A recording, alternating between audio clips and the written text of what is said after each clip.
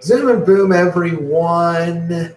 It is the 20th day of July, a little bit past the middle of the month.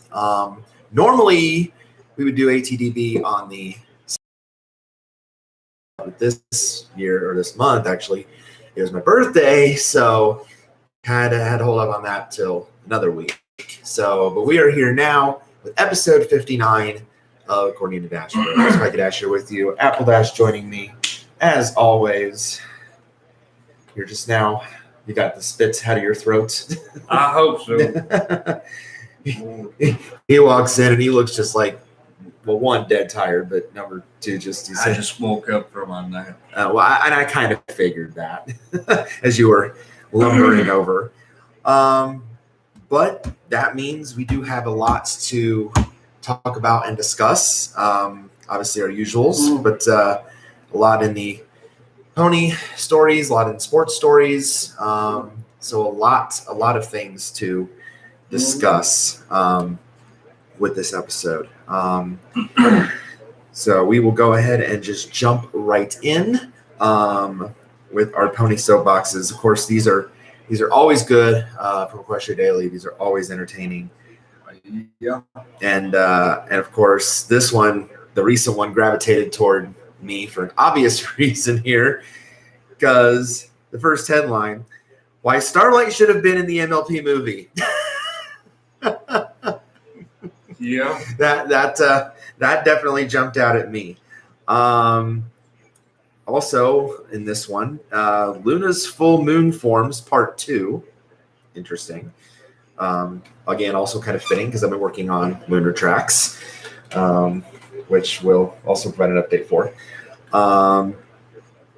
Concerning talks about censorship, in quotation marks, and does balance even matter? Oh, as in pony power balance. Okay, got it. All right. So, why Starlight should have been in the MLP movie. This ought to be good. This is by Alexia Pony Lover 95, who's done a lot of these on the site. Because she's a badass. I mean, yeah, true. I mean, I'm not going to protest that. Just the image of her when she's walking away after she buried Chrysalis in the snow. That's a badass image of Starlight right there. Matter of principles, when she just, it's like, yeah, you're getting blasted. Oh, she blasted Discord, yeah. You're getting blasted into oblivion. Whoa! Hello, every creature. So having rewatched the MLP movie, I realized that the movie really missed out on a great opportunity for a certain character to have a major role or any role at all, and that character is Starlight. Now, I know what you're saying, but Alex, Starlight was in the movie. Yes, she was, but it was only what? Yeah, she was. But what? But Alex, Starlight was in the movie. Huh. Okay. And a few brief cameos. Yeah, like if you blink, it's a blink and you'll miss it. Like in the intro scene where the fireworks are going, when Trixie shoots out the fireworks, you see Starlight in the background. Okay. So yeah, it's a cameo with not a word spoken out of her. What I'm saying is that Starlight could and should have had a major role in the movie, and should have gone along with the main six and Spike on their journey out of Equestria. Yeah, it's never really explained why she didn't. Right. And the reason why I say this is that Starlight and Tempest share something in common and why they turned bad.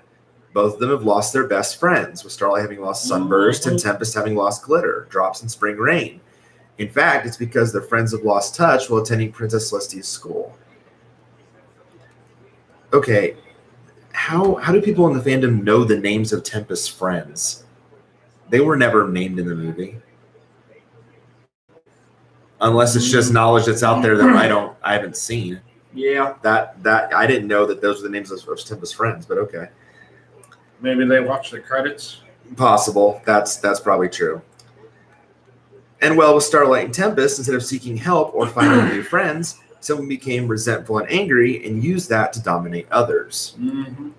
Now, with this in mind, the MLP movie could in fact have gone much differently and maybe even a little better, in my opinion. Not only could Starlight have helped to change Tempest for the better, telling Tempest of her own experience, but Starlight could have been a great balancing factor for Twilight. Remember when Twilight resorted to tricks to steal the Hippogriff's magic pearl? How could any of us forget? Mm-hmm. Well, Starlight could have easily seen through Twilight's real plan and told Twilight, no, this isn't what the Princess of Friendship taught me. Yeah. And then Starlight could have helped Twilight figure out a different way, and who knows? Maybe Queen Noble might then be willing to come out and fight the Storm King and save Equestria.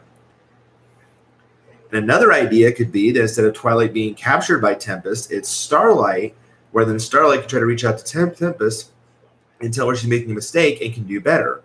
Maybe then, once the airship reaches Canterlot, Tempest could more easily be moved to the light. And going further, remember I mentioned how Tempest's friends Glitter Drops and Spring Rain attended Celestia's school? Yes, there was actually 2 issues of the MIFIM comic line in which Tempest was reunited with Glitter Drops and made up with her. Oh. However, maybe a better comic story, not that I have any problems with the 2 issues I mentioned, is Starlight again helping Tempest reconnect with her friends, or maybe even Starlight and Tempest bonding due to their shared experiences. Now, it might seem like I'm complaining about the movie, but I'm really not. I like the movie as it is, but I think it really missed out on some great character development for Starlight and, to an extent, Tempest. It just seems such a waste when these 2 share some obvious major similarities they can share together.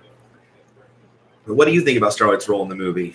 Also, I can already tell I started a new ship if it wasn't clicking already. Great, we're going to start shipping Starlight and Tempest now.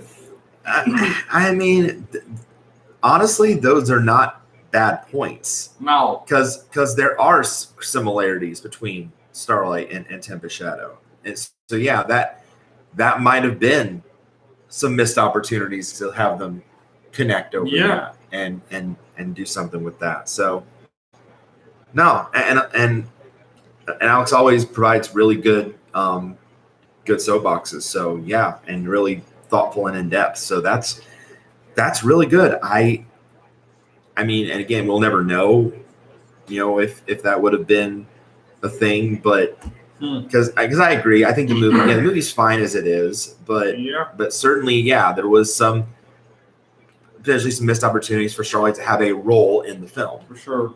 Yeah. So, hey, Joshua. Chat is actually working for once. Wow. For the last couple chats, it's been down. I know. Either it's been down or we just haven't seen it or no one's talking. So, yeah, but nice to see that again. But, yeah. So, yeah, I think Starlight certainly could have had a role in the film, for sure. All right. Luna's Full Moon Forms, Part 2. And there's no name listed, so it's either anonymous. Last week I covered a bit on the subject of the possibilities of allowing Luna a few new forms, primarily through artist depictions. I know the toy line, series, and comics have all been wrapped up for G4. Today I present a few new options for artists in the full moons that the months of May through August might bring. Okay. May's full moon is called a hare moon, and rightfully so. This moon represents the birth of animals and giving life fitting for the moon itself, or giving life fitting for the moon itself, being seen as the more feminine soul or body as opposed to the sun. Along with this moon, Luna's form could be changed in it to reflect the possible tie she has to the Cirrostraton Pegasi, which reflect a more rabbit-like breed of Pegasi. This version of her, like the Pegasi, could sport longer lopped rabbit ears and fluffier fur throughout her body. Perhaps, too, she would take on more watery and fluid traits to symbolize how water is connected to life, as represented by the hare moon, and also how the moon controls the oceanic tides. June's full moon is known as the strawberry moon due to it taking on a pinkish hue. It is less commonly known as a hot moon, mead moon, and rose moon. There are many options that Luna's form could take under this name moon. We just highlight the possibilities of the strawberry moon with her. While artists may or may not simply just choose to slap a pinker hue on Luna for this full moon transformation and call it a day, perhaps researching what this full moon really means is the wider course of action. For instance, the strawberry is said to be an aphrodisiac, but closely linked to the goddess of love, Venus, as well. So perhaps this strawberry moon transformation might place a light pink tuft of fur floof on Luna's chest, conveniently in the shape of a heart, or add small freckles to her cheeks or other parts of her, like the seeds on the outside of the strawberry. I mean, that would be something, but don't make it too much like Cadence. Mm-hmm. Okay, Josh, you've been working during the last few streams. Okay, that's understandable. That's totally understandable. That's cool. So July, so this month's full moon is called a buck moon or hay moon. How fitting. This month comes a time where healing remedies are beginning to be prepared for the winter months. This is also the time where young male deer grow their antlers. Also, how fitting, considering the Milwaukee Bucks are one win away from winning the NBA championship. Really? Yeah, they're up 3-2 on the Suns. They could win it in Game 6 at home. Of all teams, the Bucks. Yeah. Huh. I can see Luna's form under this moon adopting a more deer-like physique. Perhaps instead of her trademark black spots, white spots adorn her flank like that of a younger deer. And perhaps rather than the male deer antlers that don't really complement the more feminine aspect of Luna's moon, she would instead gain a glorious antler halo of sorts, either around her head like an actual halo or around her middle like the Pokemon Arceus. Yeah, I remember Arceus. Yep. That was probably the last Pokemon movie I had watched for some time until they put out the Power of Us on DVD. Arceus and the Jewel of Light. Last but not least comes August full moon, which is a corn moon. Other names it goes by is the sturgeon moon, blueberry moon, blackberry moon, or barley moon. Now, this is an interesting one that can be taken advantage of by artists who depict Luna under this moon's form and name. Traditionally, this moon's name corresponds to the time of harvesting corn and other crops in what is now the northeastern United States. And there are a wide variety of corn colors that can be used for Luna's form tied to this moon, perhaps most interestingly, for me at least, being maize corn. Perhaps she would have designs along her legs that resemble husks along a corn being peeled back, or a puffier mane resembling that of popped corn. Additionally, her form could take inspiration from that of Masa, the god whose spiritual way is embodied in corn for the Hopi people. Okay. That was definitely a nice, interesting bit of history with all the moons and the moon forms. I did not know there were actual forms for each month.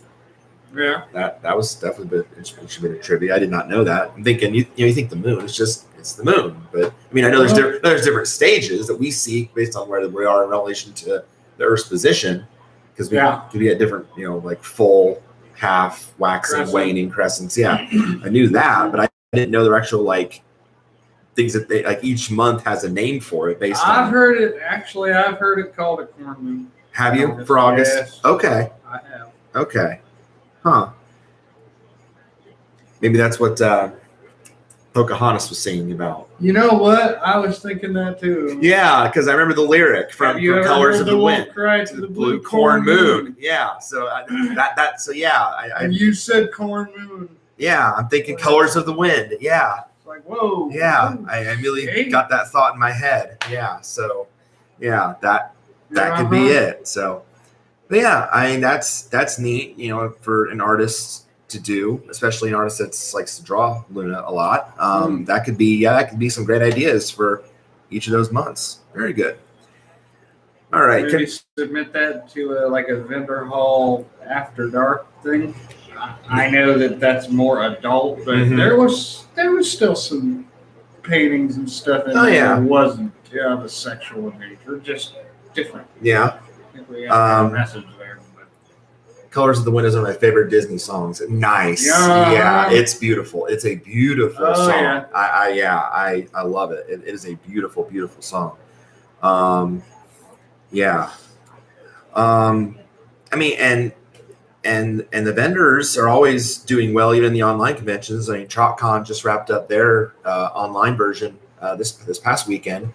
Don't know what the numbers were, but from what I read, a lot of people were going to the vendor hall. So I was able to watch a little bit of TrotCon, not a whole lot, because again I worked during the late nights, but I did catch a bit of Do the Daring Do set on Friday night, and that was really good. Dewey is one of my favorite musicians in the fandom. He is so good. And sometimes we talk in the BluckCon server as well during sports nights. He wasn't there last night, but he pops every time to time in the. And I'm a part of his server on Discord too. Okay, concerning talks about censorship in quotation marks. Again, and this is an open response to energetic writer. So this is a response to someone else's soapbox. Oh boy. Don't get those very often. Yeah, this is a response to someone else's post. Far too many people in today's society and the fandom love to characterize criticism and freedom of association with censorship. Free speech means that you are completely free to express your opinions without fear of being silenced by the government. However, just as you have that freedom, other parties have the freedom to choose to criticize you or stop associating with you entirely. That's true. This also applies to websites like EQD, who dictate their own rules for posting. As far as unsubstantiated accusations of Nazism go, here we go. I've seen a significant number of bad faith actors contest that such claims are without merit, or even go as far as to claim that Nazism ended in 1944 with the fall of the Third Reich. No. Nevertheless, Nazism is an ideology that promotes the supremacy of Aryan people over others. Did I pronounce that right? Aryan. Aryan. I mean, you're the historian, so that's why I'm asking you. Aryan, okay. It can be pronounced both ways. Okay. But it's more Aryan. Aryan, okay. As well as the genocide of Jews, gender and sexual minorities, people of color, the disabled, etc. An ideology that still remains alive and well for a significant number of people who identify themselves as Aryans. Mm-hmm. Nazism was built on the conspiracy theory that Jews were behind progressive movements such as feminism, the fight against racism, the LGBT movement, and similar, as a way to destroy Western culture. This conspiracy theory that continues to spread today under the denomination of cultural Marxism, a lazy rebranding of Hitler's theory of cultural Bolshevism, and is espoused by many alt-right and right-wing pundits, included but not limited to people like Tucker Carlson, Ben Shapiro, Dave Rubin, Laura Ingraham, and many other influential media figures. From calls to genocide, disenfranchisement of the fundamental rights of minorities, to an unending string of terrorist attacks against vulnerable groups, Nazism is a problem in today's society, and it is a problem in the fandom. That far exceeds so-called censorship, otherwise known as people not wanting to platform abhorrent opinions and beliefs. Nazis do not have the right to a debate, much less a debate on whether or not historically vulnerable groups should be considered human or if they are deserving of fundamental rights. Humanity already had that debate 80 years ago, a debate which the Nazis lost. As for claims that censorship only breeds more hatred, appeasement didn't work with the Nazis for the same reason it never works with bullies and abusers. It only emboldens and empowers them. Yeah. The only rational and peaceful way to deal with Nazis is deplatforming. The right to historically vulnerable groups to feel safe from persecution of people who want to outright exterminate them supersedes the right of Nazis to openly call for their disenfranchisement and extermination. And then the head of EQD added a note to this soapbox. So it's from Seth. Seth note, we've had both sides now, so I'm going to close this line of soapboxing. Feel free to battle it out in the comments when we're posting any more of these on the topic. I kind of want to know the one this guy or girl is responding to. Yeah. It might be in an older soapbox. I'll check the older soapboxes and see, but yeah. Yeah. And speaking of Nazism and stuff, I might get reamed here, but I wonder if some of the writers had a little bit of Nazism in them. Yeah. Like any of the writers of the show. Well, okay, I have a theory, and I was going to say, how so? It might be effed up, but it might not be.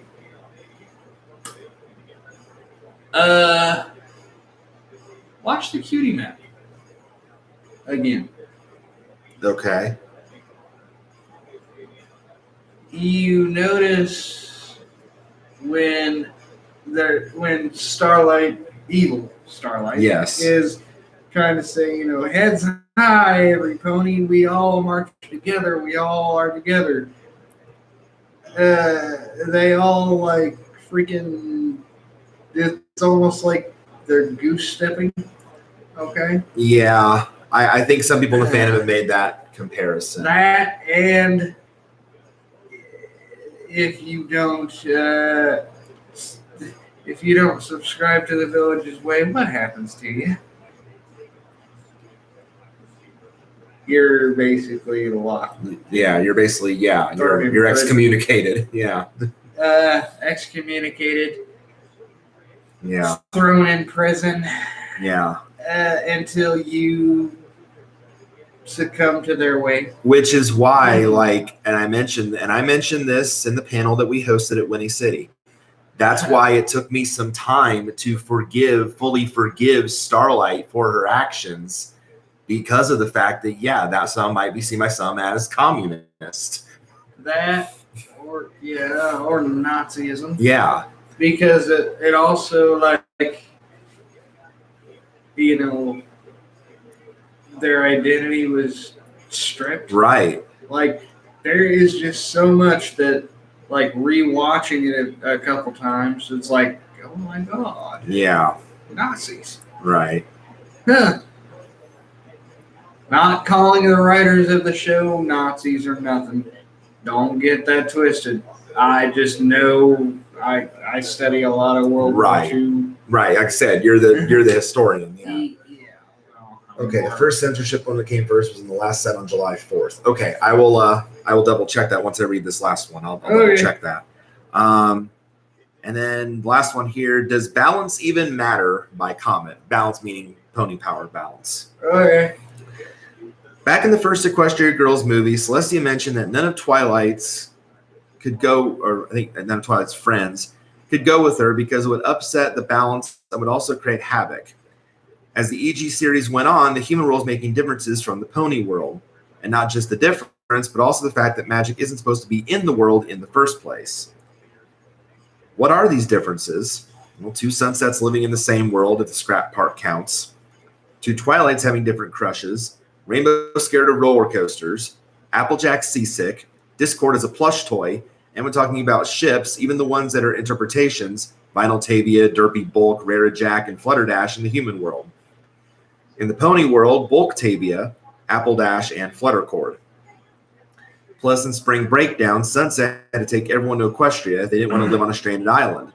If Twilight's friends couldn't go because it would upset the balance, shouldn't it upset the balance that many people Sunset brought with her? Even if they were only in Equestria just for a bit? Not to mention the main 7 are students at high school, while the main 6 are teachers, and Twilight being the head mayor at the time. I mean, sure, we have the Reflections art that talks about 2 worlds. The Royal Sisters are good in their world, while the Mirror World Sisters were evil. And with Celestia going to the world often to see her love, the 2 worlds were merging. With the situation of the evil version of Celestia and Luna, Celestia decided to have the main 6 plus Spike and the Elements of Harmony to the Mirror World in order to defeat the 2. So wait, she couldn't allow Twilight's friends to go to the human world, but let them all go to the Mirror World? My head is hurting from thinking about it.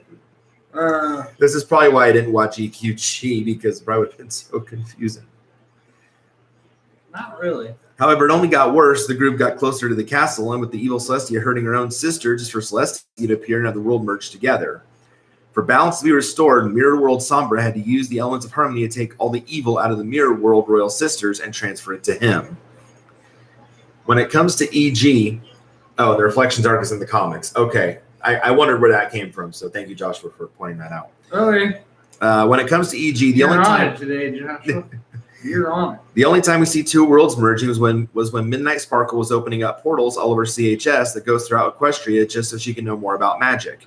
Yeah. Is the balance not upset because there isn't a person/pony occasionally going through the portal like Star Swirl and Celestia did? Sunset does live in the world and isn't going through it every day. Could that be why Twilight isn't going through the portal a lot? Because she's not like busy with real duties, but also doesn't want to make the same mistake like Celestia made? I can understand why there's some differences in EG, such as why they are late teenagers and why Sci-Twi is different from Twilight. Horses live for 25 to 30 years in our world, and time does look slow in EG, while time over at Equestria is faster. Main 6 is adults in Equestria, main 7 is late teens in the human world. Yeah. I mean, look at Sunset's backstory. She left and betrayed Celestia when Twilight was still a blank flank. Sunset first came to the world as a freshman student, judging by the 3 portraits she has from the fall formal. 2 years later in the human world, and Sunset is a senior, while in Equestria, Twilight is a young adult in her early 20s. Twilight, Sparkle, and Sci-Twi were raised differently, one with magic, the other without. Okay.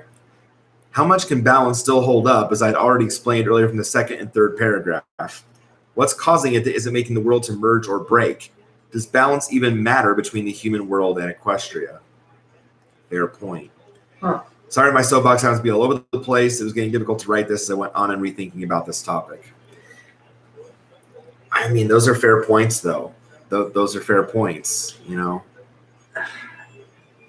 actually, I think, like, not to discredit or say they're wrong or whatever, Right. because they're not. But I honestly think that the reason why Celestia said no to the other friends going with Twilight isn't necessarily balanced, but that would be confusing as hell. Like, it would sow confusion. Okay, so I found the soapbox that Joshua was referring to from the 4th. So this was the original post. Okay. Here we go. This is by this is the one from Energetic Writer. So this is the original one that we've just read the response to. Okay. So this is by Energetic Writer. This is the censorship problem in the fandom. For a while now, EQD has a problem with censorship. I think it started since the FedEx shooting, the one that was in Indianapolis, where the guy was a brony. At least that was the topic of the first thread where my comments where I called it bigotry and hypocrisy were deleted. Yes, that thread, as well as other threads about Nazis and brony fandom, had a lot of bigoted and just nonsensical statements even now. If you go and search through some, you can find rants about white male privilege, calls for socialism takeover, and even personal attacks where one person calls another person Nazi without any proof or argument. Oof. I mean, yikes. If you have proof or argument, okay, but if you have none, yikes. Look, I understand that censorship in itself is a necessary thing. Commentaries must be moderated, otherwise a civil discussion will devolve into an incoherent nonsense. I agree. But if censorship lacks clear and reasonable guidelines, that destroys discussion too. If you allow making a certain type of comments but just shut everyone who disagrees or simply points out questionable claims, that doesn't lead to anything productive, as one side is just spewing crazy nonsense and the other is silenced. The last soapbox was an especially egregious example, with the thread closed altogether. Wow. It had several potentially controversial entries. One where the author attacked people who don't like LGBTQ or themes in the show. I'm not going to dive into why simply disliking certain themes shouldn't be a crime. This entry will be long enough without it. It's not the topic of my entry anyway. And 2 about season 9, as apparently a lot of people can't get over the problems of how FIM ended, including Twilight's place in the world and why Grogar matters. Which one sparked heat? I don't know, and I don't think that matters. What matters is that all those entries were published, thus giving voice to their authors. But then the thread was closed, silencing everyone who had an objection to the ideas presented. Regardless of the topic, such moderating policy prevented any constructive discussion about the topic. And if you think that there wouldn't be constructive discussion anyway, why would you publish the entry? This is the biggest problem. EQD moderators censor people's criticism based on their personal opinion and nothing else, denying people their voice simply because of a different opinion.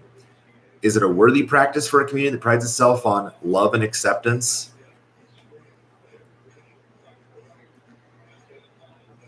Okay, well, first of all, listen here, jackass. You will probably never be published by EQD again.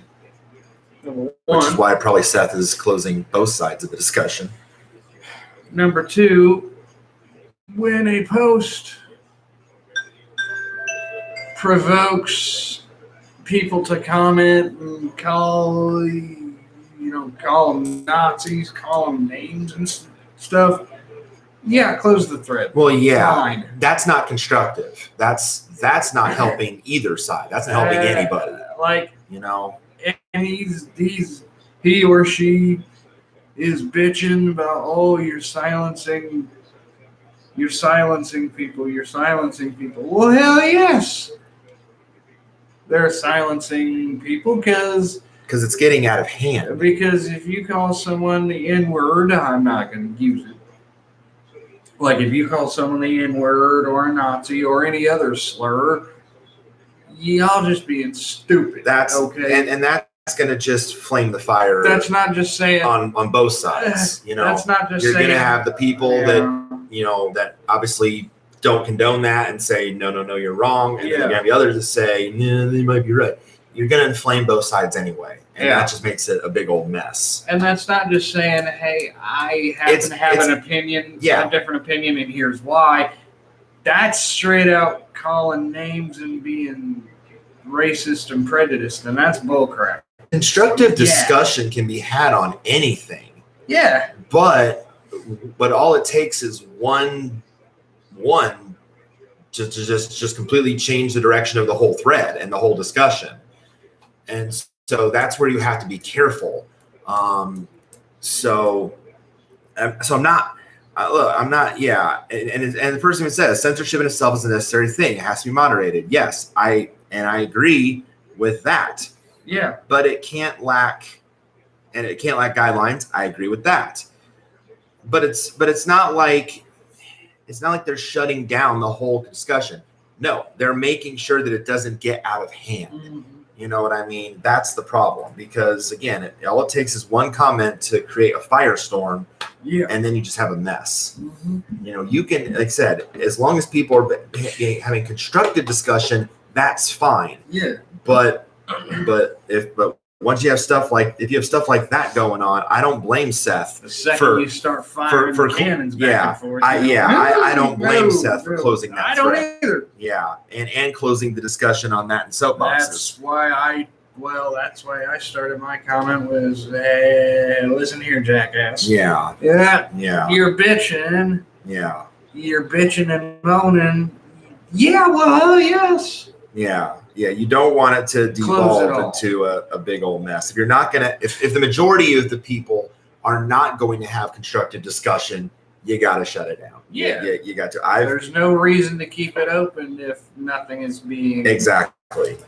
Like if nothing is being accomplished other than hatred. Exactly. Okay, now I am totally against the whole white privilege movement stuff that the other side is that the other side says.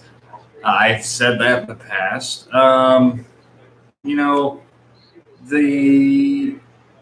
The African community says they want equality. Okay, and this is not me being bigoted. This is not me being racist. The African American community says they want equality. They want racial equality. Well, then get rid of the NAACP. Get rid of the United Negro College Fund. Get rid of the blacks only scholarships. And all the stuff that you have that white people don't. The African American community will never be equal because they don't want to be. They don't want to get rid of everything they have. So really, they are more privileged than us. Let me point that out. But when it comes to downright racism and name calling and just evil, I'm not for that. Oh boy! I found a perfect random weird news story that will set you and I off. What? Under the dumbass tag.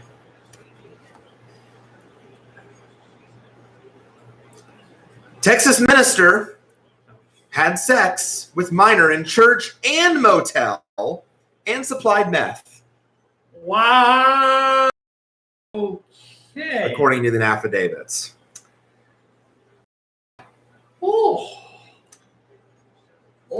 This is in Wilbarger County, Texas. Okay.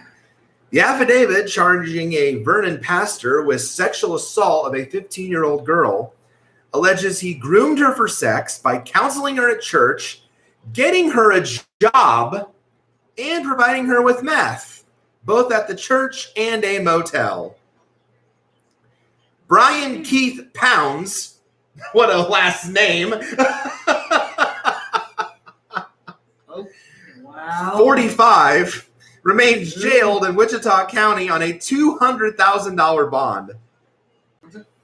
Pounds was listed on websites as minister at First Assembly of God Church in Vernon. Son of a... And also as a chaplain at Tyson Foods in Vernon.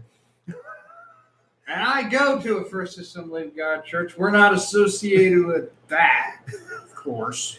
A minister and a chaplain. According to DPS Sergeant Dan Busing, the Texas Rangers assisted Vernon Police and the 46th District Attorney's Office with the investigation. Mm-hmm. Look at the guy's mug shots. Okay. Oh, man. Police were notified on July 1st that the victim's mother was trying to locate her daughter at the motel on US 287. An officer went to the motel and said he found Pounds there, and that Pounds told him he was there trying to get a room for a person in need. The officer learned Pounds had rented a room there under the name of the First Assembly of God Church. The girl was located at the Walmart north of the motel by her mother and brought to the police station. The victim told police she and Pounds had been having sex for about a month after Pounds had counseled her and her family. I wonder what kind of counseling session that was. Right. What the? At the police department, investigators said Pounds denied having any sexual relations with the girl, of course, and had only been helping the girl and her family. Oh, yeah, helping himself to her. Yeah, he rented it under the name of the church. Yes, he did, Joshua. Yes, he did. He's probably like jaw hitting the floor. Yeah. Police said a search of the room provided evidence the girl had been in the room. The victim was given an exam at United Regional Hospital and then was admitted for complications from meth. A detailed follow-up interview of the girl was conducted at Patsy's house, and she said Pounds had gotten her a job cleaning houses for elderly residents. Then she said Pounds began meeting her at the church, what she called counseling, and that's when he began offering her meth. Okay. She also gave details of sexual acts in the church. In the church! In the church! Sexual acts in the church. I would tear that church building down and rebuild it. Ew. She said on the day her mother and police came in the motel, Pounds had picked her up and taken her there. She said he gave her meth to smoke, then had intercourse with her, during which he put both hands on her neck and choked her. Social media sites indicate Pounds has been pastor at First Assembly of God since October of 2015. Well, I'm guessing not anymore. Hell no. That man will never pastor again. No, he won't be a minister, won't be a chaplain either. Like, seriously, I know for a fact he will never be a First Assembly of God minister. No. I doubt that he'll ever be a minister, period, again. No. Nothing to do with the church. The First Assembly of God Church is very strict on matters like that. They say if a pastor is married and gets a divorce, they're out. Right. Because if they can't hold their affairs of the home, they ought not be holding the affairs of the church. I do know that because I've been the First Assembly of God attendee. I think you're right. Yeah, attendee. Almost all my life. Yeah. So, but ew, in the church. In the church. Ew.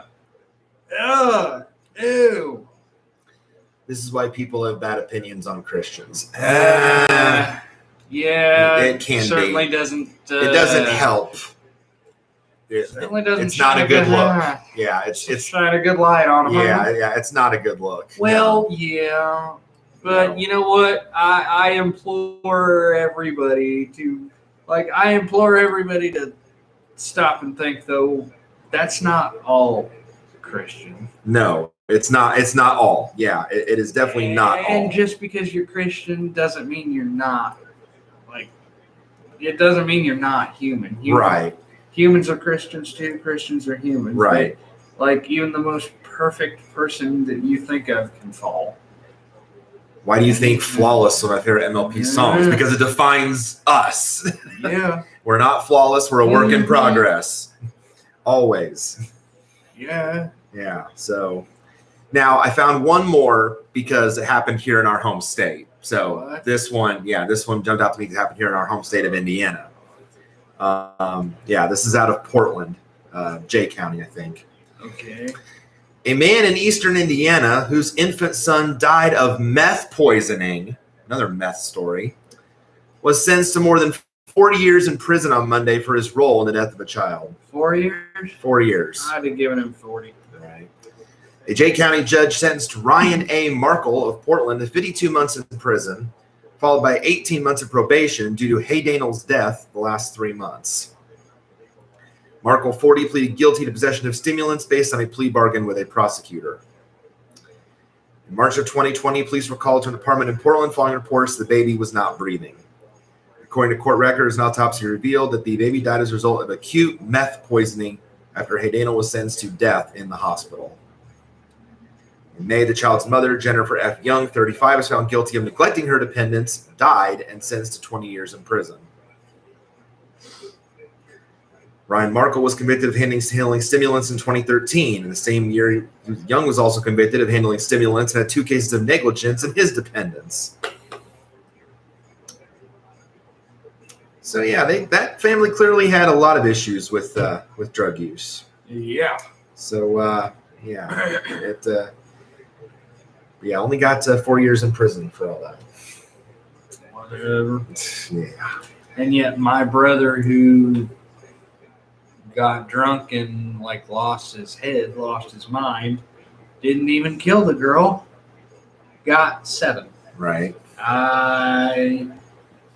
And everybody still wants to say that, oh, he got what he deserved, he got what he needed. I maintain, and I will probably always maintain, especially after hearing stuff like that, that judge just wanted to go out with a bang, and he wanted to go out on top, so he threw the book at my brother. Right. On purpose. And now he's probably sitting in a condo in Florida somewhere. I would like to put my fist through his face, but I don't know. Anyway, on to the topics. Yeah. All right, kicking it off with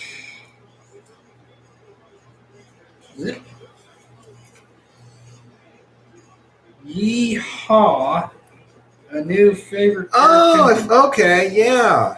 So I found another cartoon. So, and I tweeted about this too. I mentioned this. So let's see. This was either a week or 2 weeks ago. Okay. When we had the weeks of the rain and the constant rain and the storms and all that. Yeah. We had the one bad one that moved through here. And at the time, actually, I was watching Bluey on Disney Junior, one that I found during my quarantine period in January. And but the storm lasted a good while, probably about half hour or so. And I came back up, and there was another show on Disney Junior. It was called Dino Ranch, and I'd heard of it, but I'd never seen it before. So I figured, you know what, I'm just bored. Why not? I'll just watch an episode. And actually, I was quite surprised. Actually, it was really, really good. I mean, I've liked dinosaur movies, like Land Before Time, and Good Dinosaur and all those movies. Mm-hmm. So I liked that, and and again, the lessons they teach in the show is nice. And actually, there's actually a character in the show that actually reminds me of Arlo from The Good Dinosaur. There's actually a brontosaurus named Clover that's actually very, very similar to Arlo. Now, at least in this, and I don't know if it's a nitpick or a drawback, but the actual dinosaurs, in the show, they don't talk. They have voice actors, but all they do, they just make voices. They don't actually talk. So, I mean, I don't know. And I don't know if that's, it needs to be maybe nitpicky or what, but but I guess it it works out better because it's still fun. It's still entertaining. And I've started to watch season 1 on Disney Plus. Which reminds me, I still have to catch up on season 2 of Bluey too on Disney Plus. I have a few episodes I have to watch, and I have to watch Luca on Disney Plus because everyone keeps telling me how good a movie Luca is, and I need to see it. So I have a lot of stuff to watch on Disney Plus. But no, it's just amazing how with me Luca's really good. Yeah, I've heard that from everybody, Joshua. I've heard everybody tell me you got to watch it. So yeah, I need to watch it at some point. Everybody said it's really good, loved it. Everybody said good things about it. So I definitely need to check it out. But no, it's funny how I've grown to like a lot of stuff by just stumbling upon it on the TV guide. It happened with Pony, it happened with Bluey, and now it happened with Dino Ranch. And it's just funny, I know the majority of what I watch on TV mostly is sports stuff, but sometimes I'll just be there'll be nothing sports wise. I'll just surf through the channels and that looks interesting. Bam, and there it is. And I even mentioned in the BloodCon server all the time, I find these just shows just searching through the TV guide and I become hooked on them. So good. So just good stuff. Just a really entertaining show and another favorite cartoon to watch. So, yay. Never go wrong when you find a good cartoon.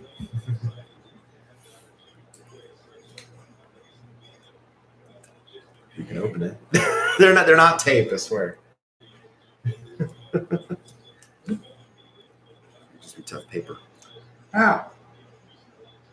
Strikers Fantasy Football Update. Oh, yes. Let's talk a little bit of fantasy. Yes.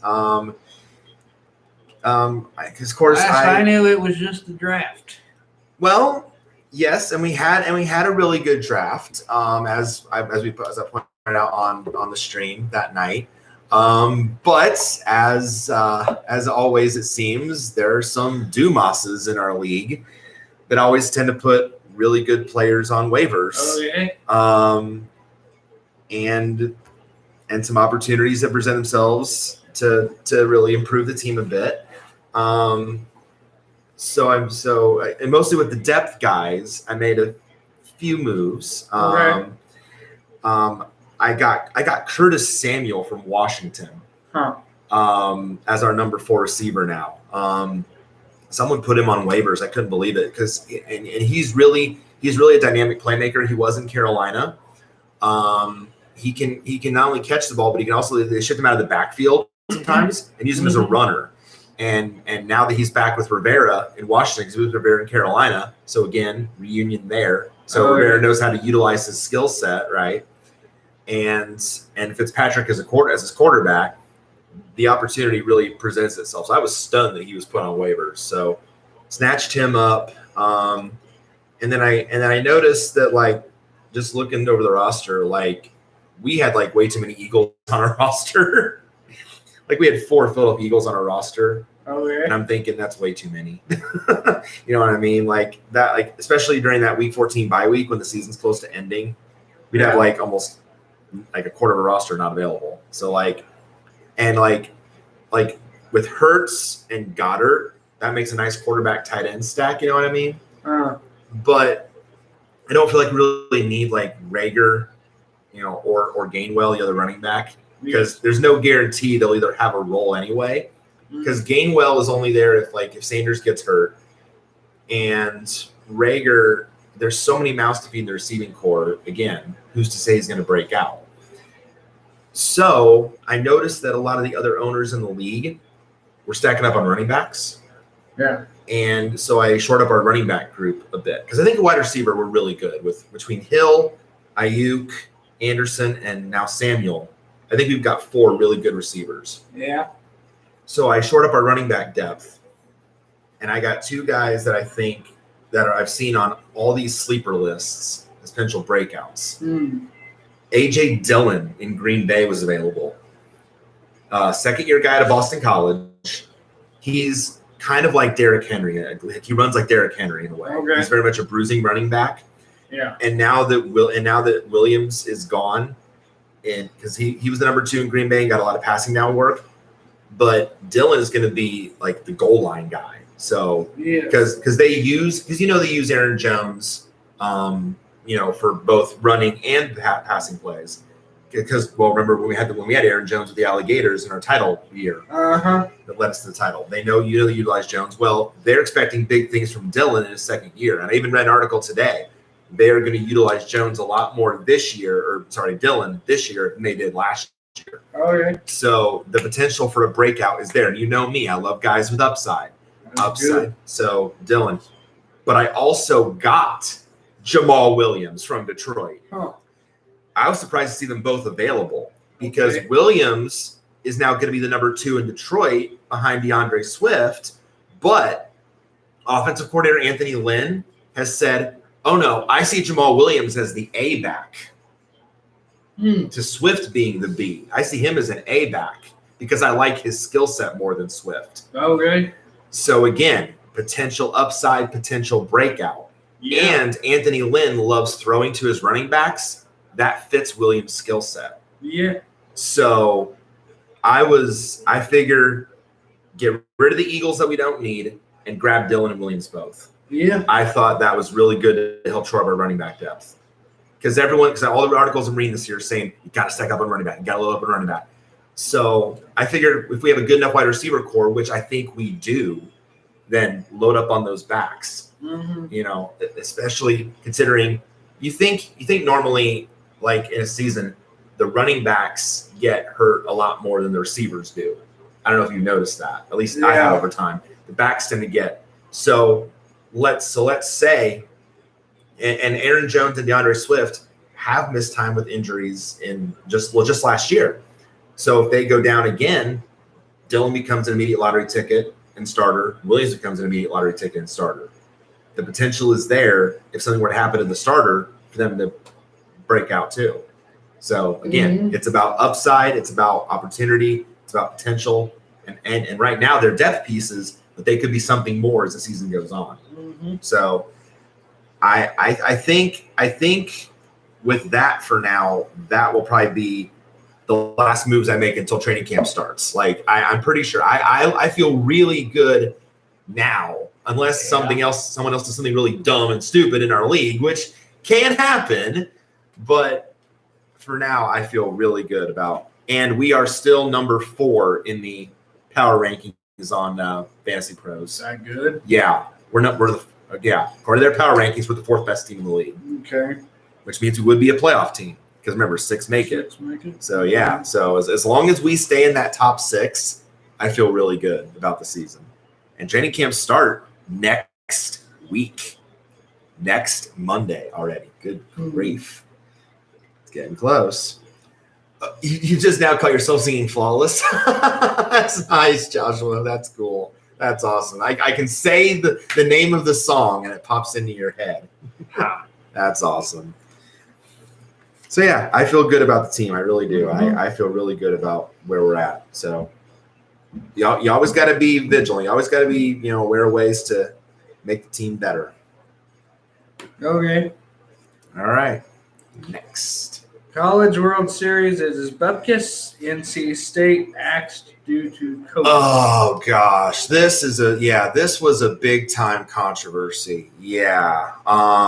So I like following any college tournament, but especially I dabble in the College World Series and the NCAA baseball tournament. Because usually there's a lot of teams I like that I tend to follow. This year, like Indiana State made the tournament, TCU made it. I think North Carolina was in it. So a few of the teams that I like, Arizona State was in it. So a few teams that I like to follow were in it. But none of them unfortunately made it to Omaha. Sad face. But there was a big time controversy that happened.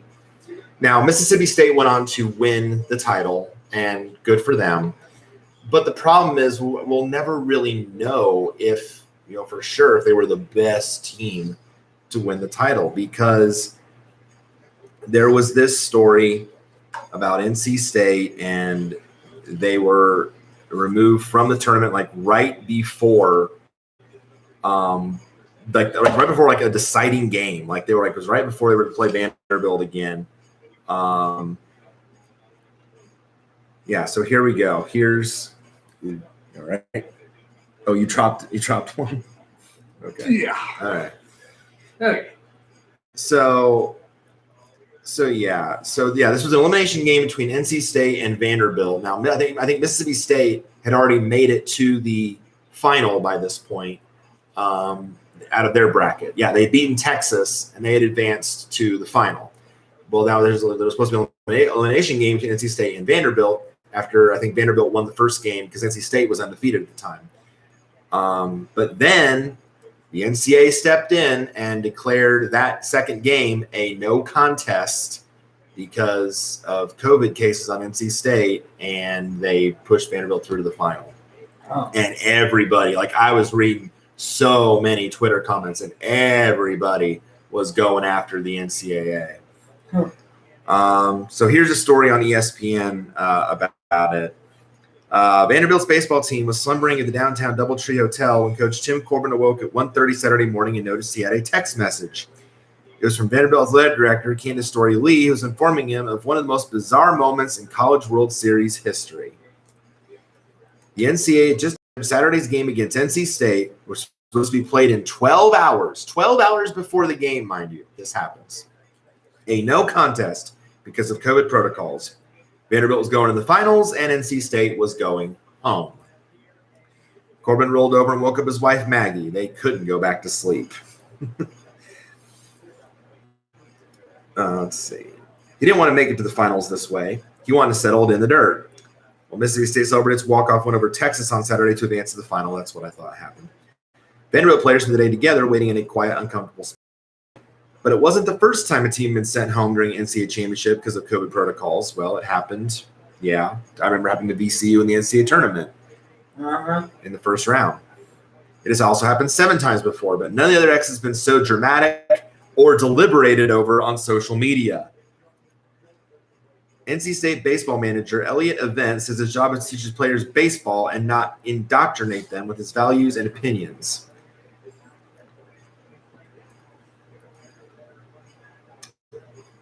I think the framing of it is really important, Holman said. Given what we know about COVID with the number of cases or continued spread in a short window of time, in any other walk of life in this pandemic, folks would have been like, okay, yeah, of course that's what you're going to do.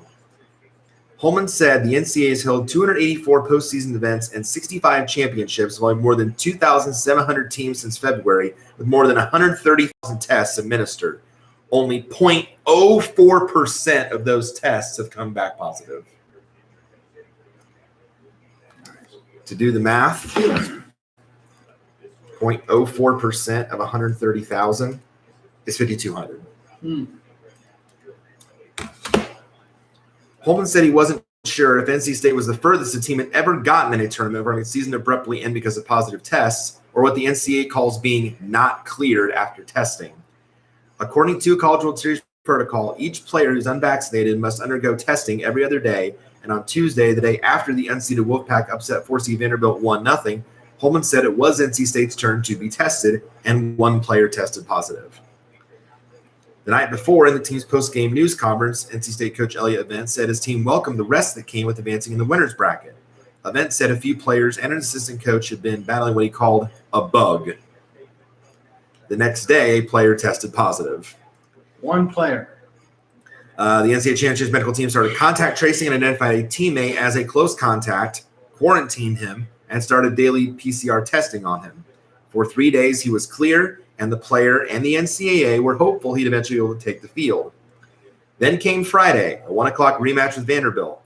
The Commodores would have to beat NC State twice to make it to the finals. That morning, the player under quarantine tested positive. And NC State reported 2 other players were showing symptoms. They were administered antigen tests, which came back positive. PCR tests were conducted. The results were the same. It was less than 2 hours before the game. Now you've got multiple cases with one team, so that has to go to the championship medical team, and you've got to dissect that. It's not, it would be 50, it's 4%. The 0.04 would be 52. Okay, Joshua, yeah, I must have done that math wrong. That didn't sound right. Thank you. Yeah. 52 out of 130,000 is 0.04%. So yeah, not very many positives. Okay. Yeah, Josh was right. It's not just the results, but the contact tracing, and all of this is happening in a very small window. NC State was at the stadium while the medical team was deciding what to do. The game was delayed. An hour later, the Wolfpack's 13 vaccinated players took the field against Vanderbilt. Sam Highfield, Monday's winning pitcher, played first base. Their bottom 4 hitters had a combined 27 at-bats heading into the game, but NC State almost pulled off another shocker, eventually falling 3-1. That night, the entire team took PCR tests, which are more invasive and are sent to a lab. While the 6-member medical team was awaiting results, it consulted with the Douglas County Health Department over various scenarios. The results came back late Friday night during a long rain delay in the Texas-Mississippi State game. There were additional people not cleared, Holman said. Vaccinated players were among the positive cases. The NCAA decision came swiftly, and both teams were contacted. At 2:10 a.m. Eastern Time, the NCAA issued a statement. About 30 minutes later, a group of NC State players gathered at TD Ameritrade Field and posed for pictures near home plate in front of the CWS logo. Holman said the NCAA was unaware the Wolfpack were going to the stadium. Oops.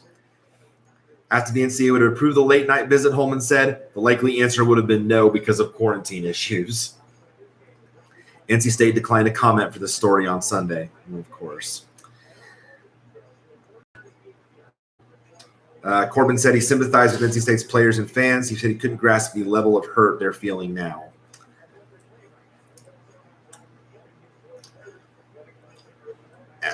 And the thing that I had read was like, well, then have the players that don't have COVID symptoms or stuff like that play.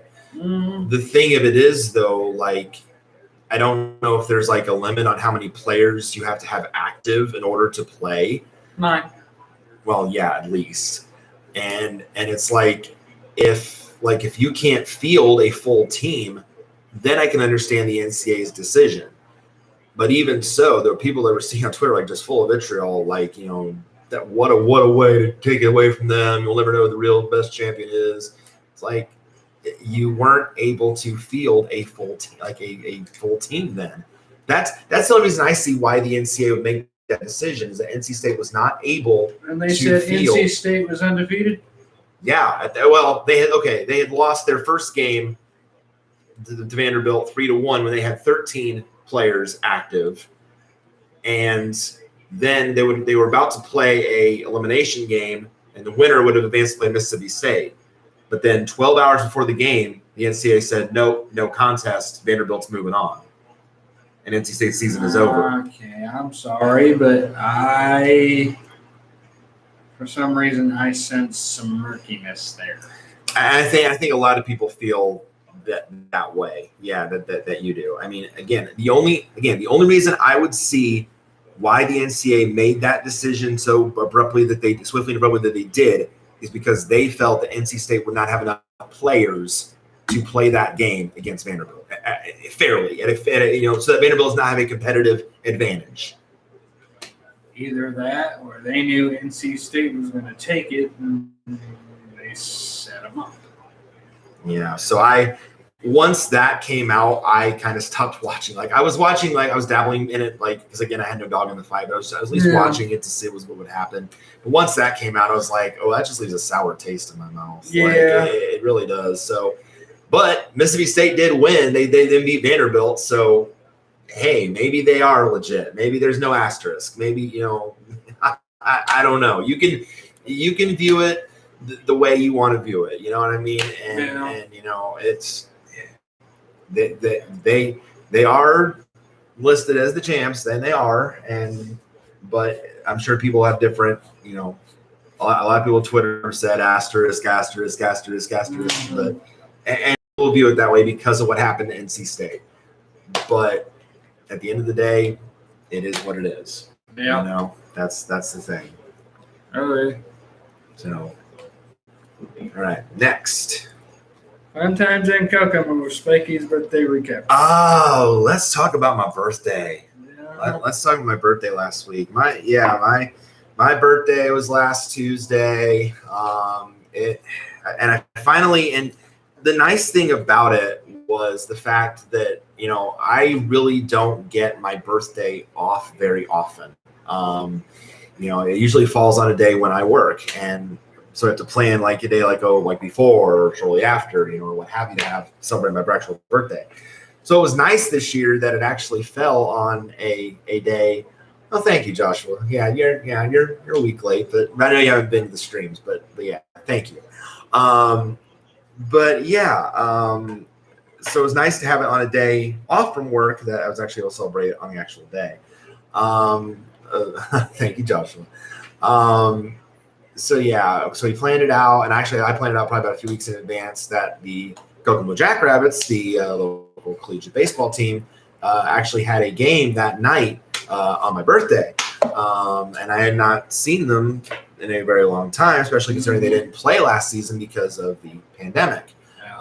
So it was nice to finally get back to KMS and to see a game. And we planned, the day out, and originally it was just going to be you and me, but then Sarah decided, oh, F it, I'll take the day. I'll take the day myself. Yeah.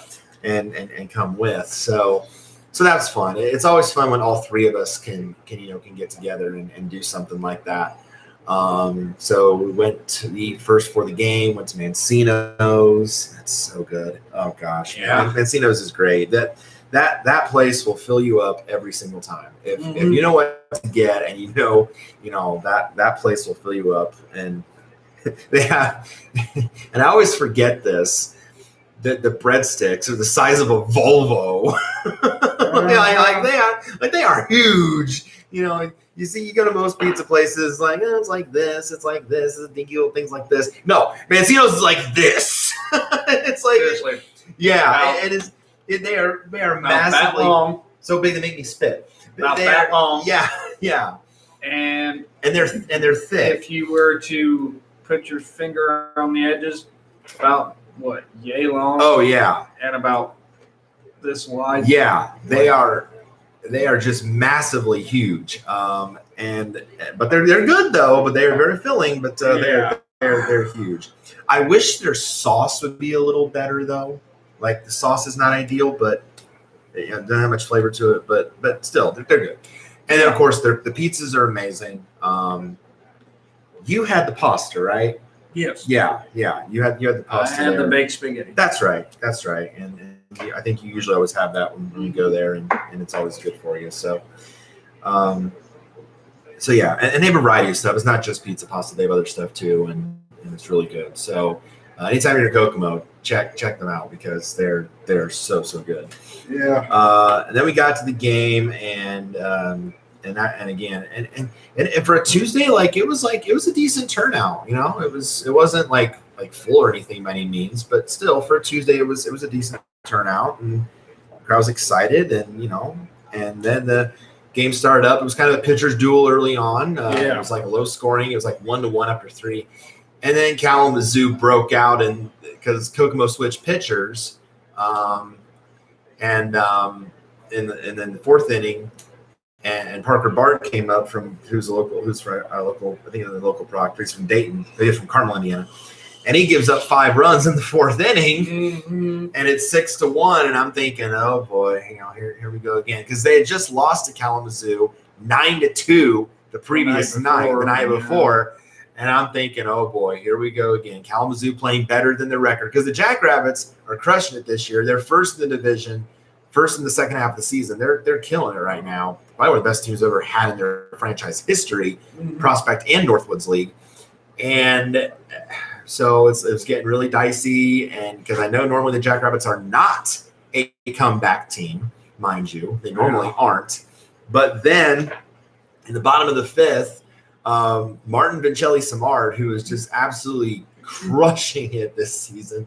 He leads off with a home run, like a no-doubter. Wow. And that was like, oh, wow, okay, now we might have something going. And then it was just run after hit, run after the other. And next thing you know, you blink up at the scoreboard, and it's 6-6. It's a tie game, and it's like the place is going crazy.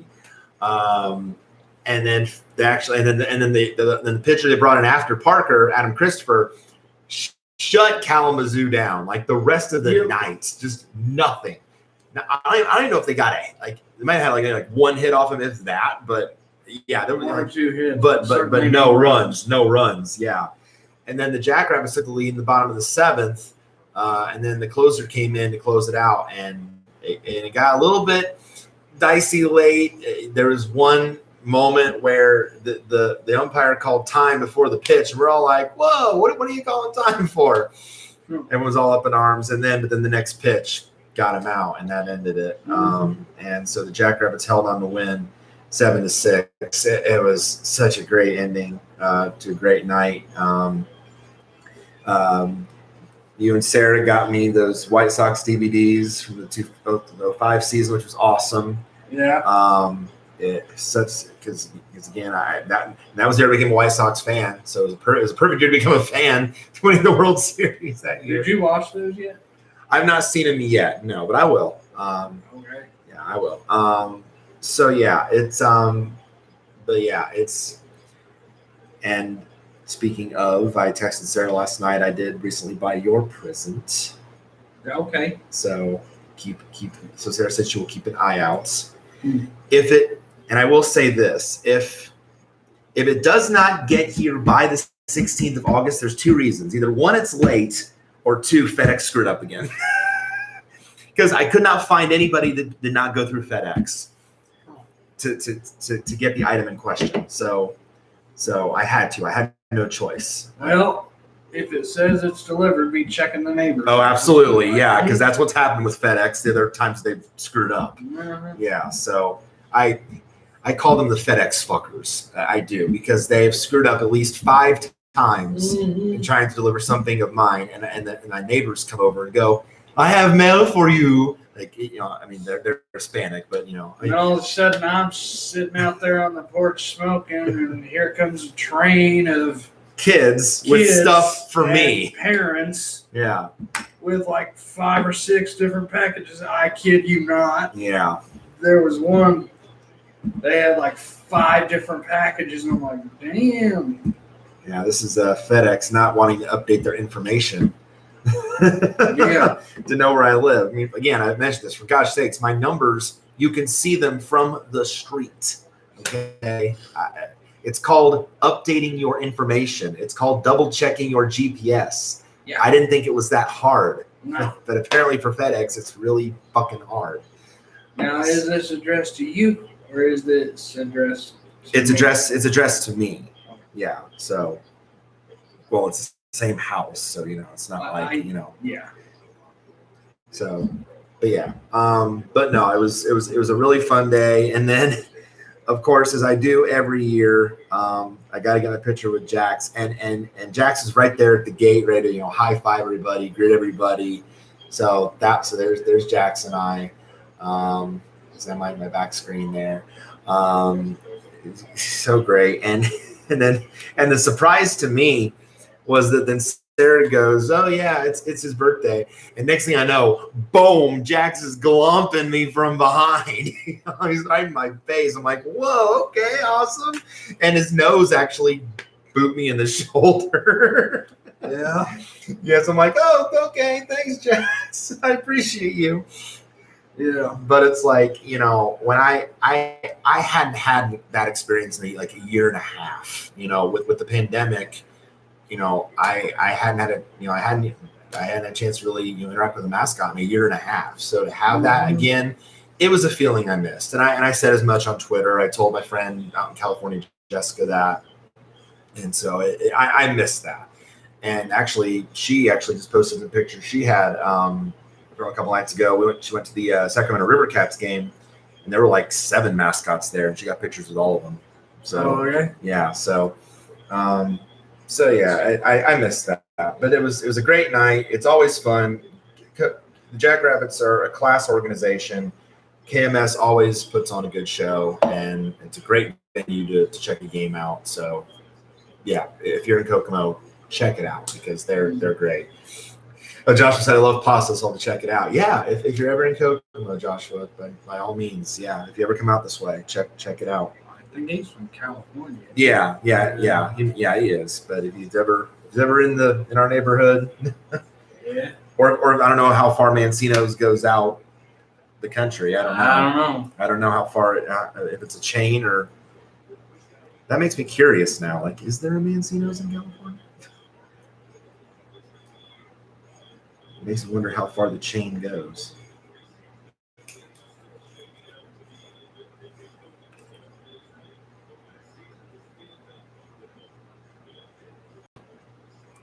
There we go. Locations.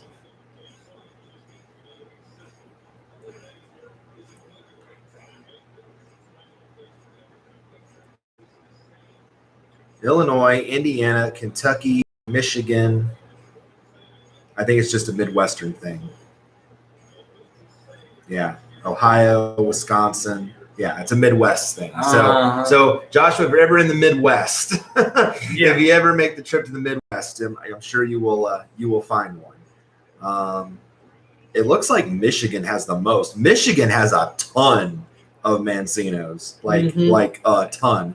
Michigan must be like their host because Michigan has a ton of locations. Yeah, more than Indiana does, like everywhere. Oh, your dad's from Illinois. Okay, cool. All right. What part? Well, there you go. That's cool. Illinois got a few. My wife is from Illinois. There's 2 in Bradley and 1 in Lansing, Illinois. So yeah. If you're near one, check it out. Yep. All right. On to the next. My Little Pony Gen 5 voice cast reaction. Oh, yes. Okay, let's talk about Gen 5. Oh, okay, he's from Chicago. Okay. Oh, you'd get along with him. Uh-huh. See the comment. Yeah. You'd get along with him. Me, not so much, but yeah, because me being a Southsider, you'd get along with them. Your dad likes the right team.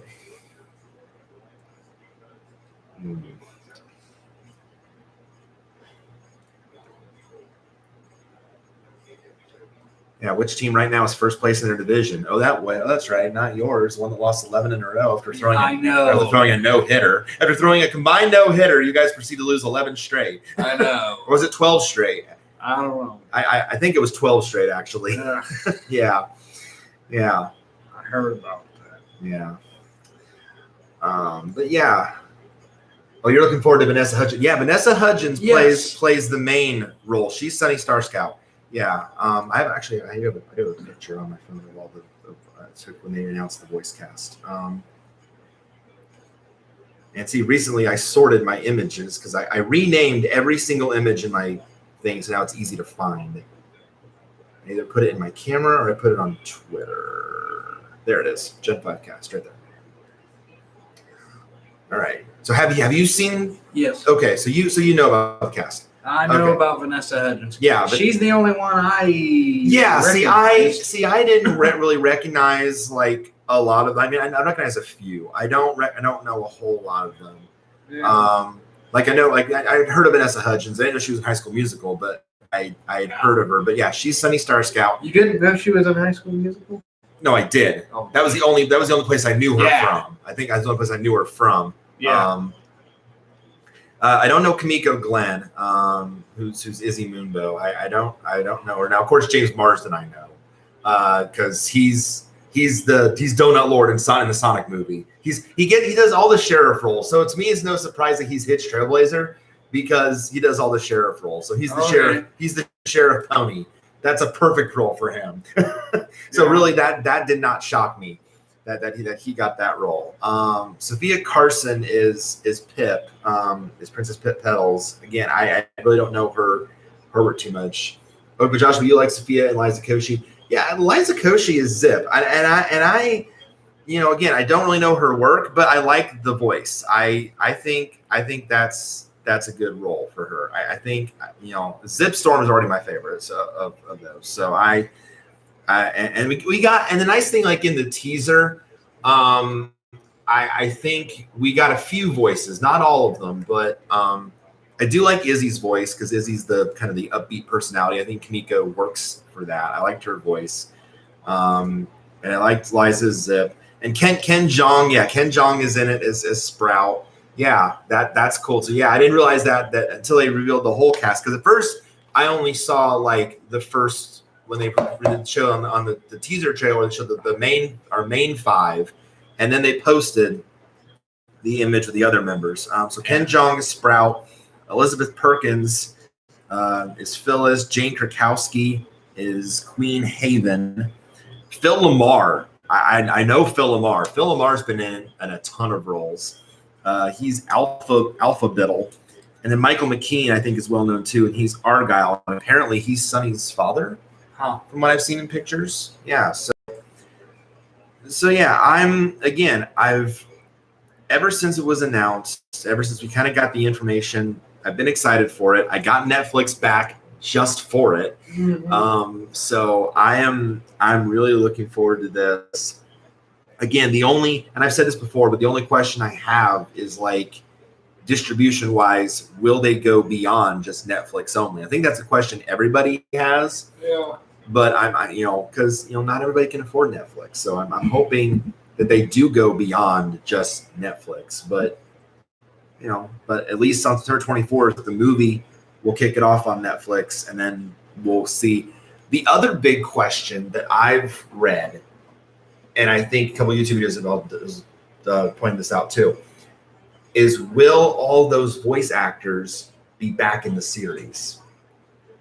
Like will they continue their roles in the actual series? Because it's kind of like the thing with like celebrities being too expensive. They're in a movie, they don't appear in the show. You know what I mean? Like nearly the entire movie cast outside of our main 6 was in the could be in the show because they're so expensive. Yeah. You know what I mean? So that's a big question. Oh yeah. You like the design of Phyllis? Yeah, Phyllis's design. Yeah, I like it. I like the hair. Yeah, that's definitely an interesting design. I mean, just the design alone, like the CG is definitely different. It's definitely going to take a bit of getting used to the different animation style, but I like it. I mean, I'm not over the moon about it, but I like it. It's tolerable. Like, well, you've seen the designs, haven't you? Yeah. So that's what the CG means. Yeah. They're like 3D. Yeah. CGI, kind of like 3D versions. Yeah. Very different from Flash animation. Yeah, very different from Flash. I honestly don't think anything will take over Gen 4. No. As long as G5 is successful enough to where the cons will still have content to talk about, which I think it will. Especially with being released weekly. Yeah, that's a thing that's come up too. They're going to release the series like episode like all at once. It's not going to be a weekly episode. They're releasing it all at once. That I don't agree with. Why? I like the weekly format. You don't? You'd rather just binge it all at once. Yes. Okay. And not have to wait just in case there's. I mean, that's fair. I mean, I guess that's fair. Oh crap! It makes me wonder though how reviewers are going to do it though. Well, no, they could because they can do separate episodes. That's they can do it. Yeah, they can. Yeah, they can do it. Yeah. Hopefully, the use of CGI should limit comparisons to G4. Yeah, it will. No, it will because again, it's a different animation style. It's a different style. It's so yeah. I don't think they'll be. I mean, obviously, like I've said this before, people are gonna make comparisons because it's in their nature to compare. But I think that's a little unfair to G5. You know what I mean? It's a little unfair to be comparing right out of the box. You know what I mean? Not even an episode, not even the movie's aired yet. So you don't want to do that. Right away. I like what I've seen from what we've been given so far. I like the characters. I think the plot is interesting. Now the movie will be on Netflix as well. The movie and the series are both on Netflix. Okay, yeah. They're both Netflix only at the moment. Yeah, Okay. I don't know if there's going to be wider distribution or I not. didn't know if it was going to be in theaters. No, it is just Netflix only. And on Netflix. No, it is just. It's not like where it's going to. Oh, it's on movie, but also like to HBO Max or something like Space Jam 2. You know. Oh, it's in theaters and HBO Max. No, this is just Netflix only. So yeah, it's going to be interesting. I'm just intrigued to see where it goes. Like I said, the story's intriguing with the tribes not being separated. So we'll see how it goes. But I'm looking, as always, as I've said, I'm looking forward to it. I really, really am. Hi, Doubloon. Long time no see. Has been a while since you've been in here. Ready for the next one? Yes, ready for the next one. Yeah, I think we're good on. Seattle on that for a Kraken while. expansion draft preview. Ooh, yes. Let's talk some hockey. Let's talk more hockey. Yes, let's talk about hockey. So tomorrow night, 8:00 Eastern. And I'm hoping that my DVR can do multiple recordings because obviously Big Brother's set to record anyway. But it's the same time as the BB episode, as the expansion draft at 8:00 tomorrow night. Is the Seattle Kraken's expansion draft. And obviously this is big because it's the newest team in the NHL, starting fresh, newest team since the Golden Knights 4 years ago. So very intrigued to see what's. Has it been 4 years? It has been 4 years already. Yes, the Golden Knights have been around now for 4 years, and they've been pretty much a contender every single year. Mm-hmm. They have not had a bad season yet. Mm-hmm. And I mentioned, okay, and that brings up a thought, and I mentioned this in one of my previous NHL videos. I said there was a Vegas fan that posted on Twitter after they got eliminated by Montreal and said nobody knows what the pain of being a Golden Knights fan is right now. Excuse you? You have not even experienced a below 500 season yet. Y'all don't know what pain is. Okay? You don't know. You have no reason to say the word pain compared to some of these other fan bases like your Buffalo and your Ottawa and your Detroit and these bottom feeders. And for gosh sakes, the Sharks. The Sharks don't have a cup, period. You telling me that you're through pain. You've had 4 straight playoff appearances. You've been the top tier team in that for division for ever since you came into the league. You made the Stanley Cup final first year in the league. Yeah, you lost, but you made the final. Don't tell me about pain. But no, here's the thing about the Kraken. Oh yeah, Super Bowl. Yeah, Doubloon. That's right. You were in the Super Bowl stream. That's right. Mm-hmm. Yeah, you were. That's right. Oh, Penguins are your team. Nice. I follow the Penguins too. I do. Yeah. They've won a couple cups. So yeah, look, and Seattle, I think, considering the talent that the other teams that are eligible now, Vegas does not have to give up a player because they're still fairly young. Because they're only a 4-year team, they do not have to give up a player to the Kraken. But the other 30 teams will have to do so. And the rules are, they basically are following the same rules that the Golden Knights did. You have to take at least 14 forwards, 9 defensemen, and 3 goalies. You also, now of those 30, there's 30 players, but you'll so at least have to fulfill those requirements.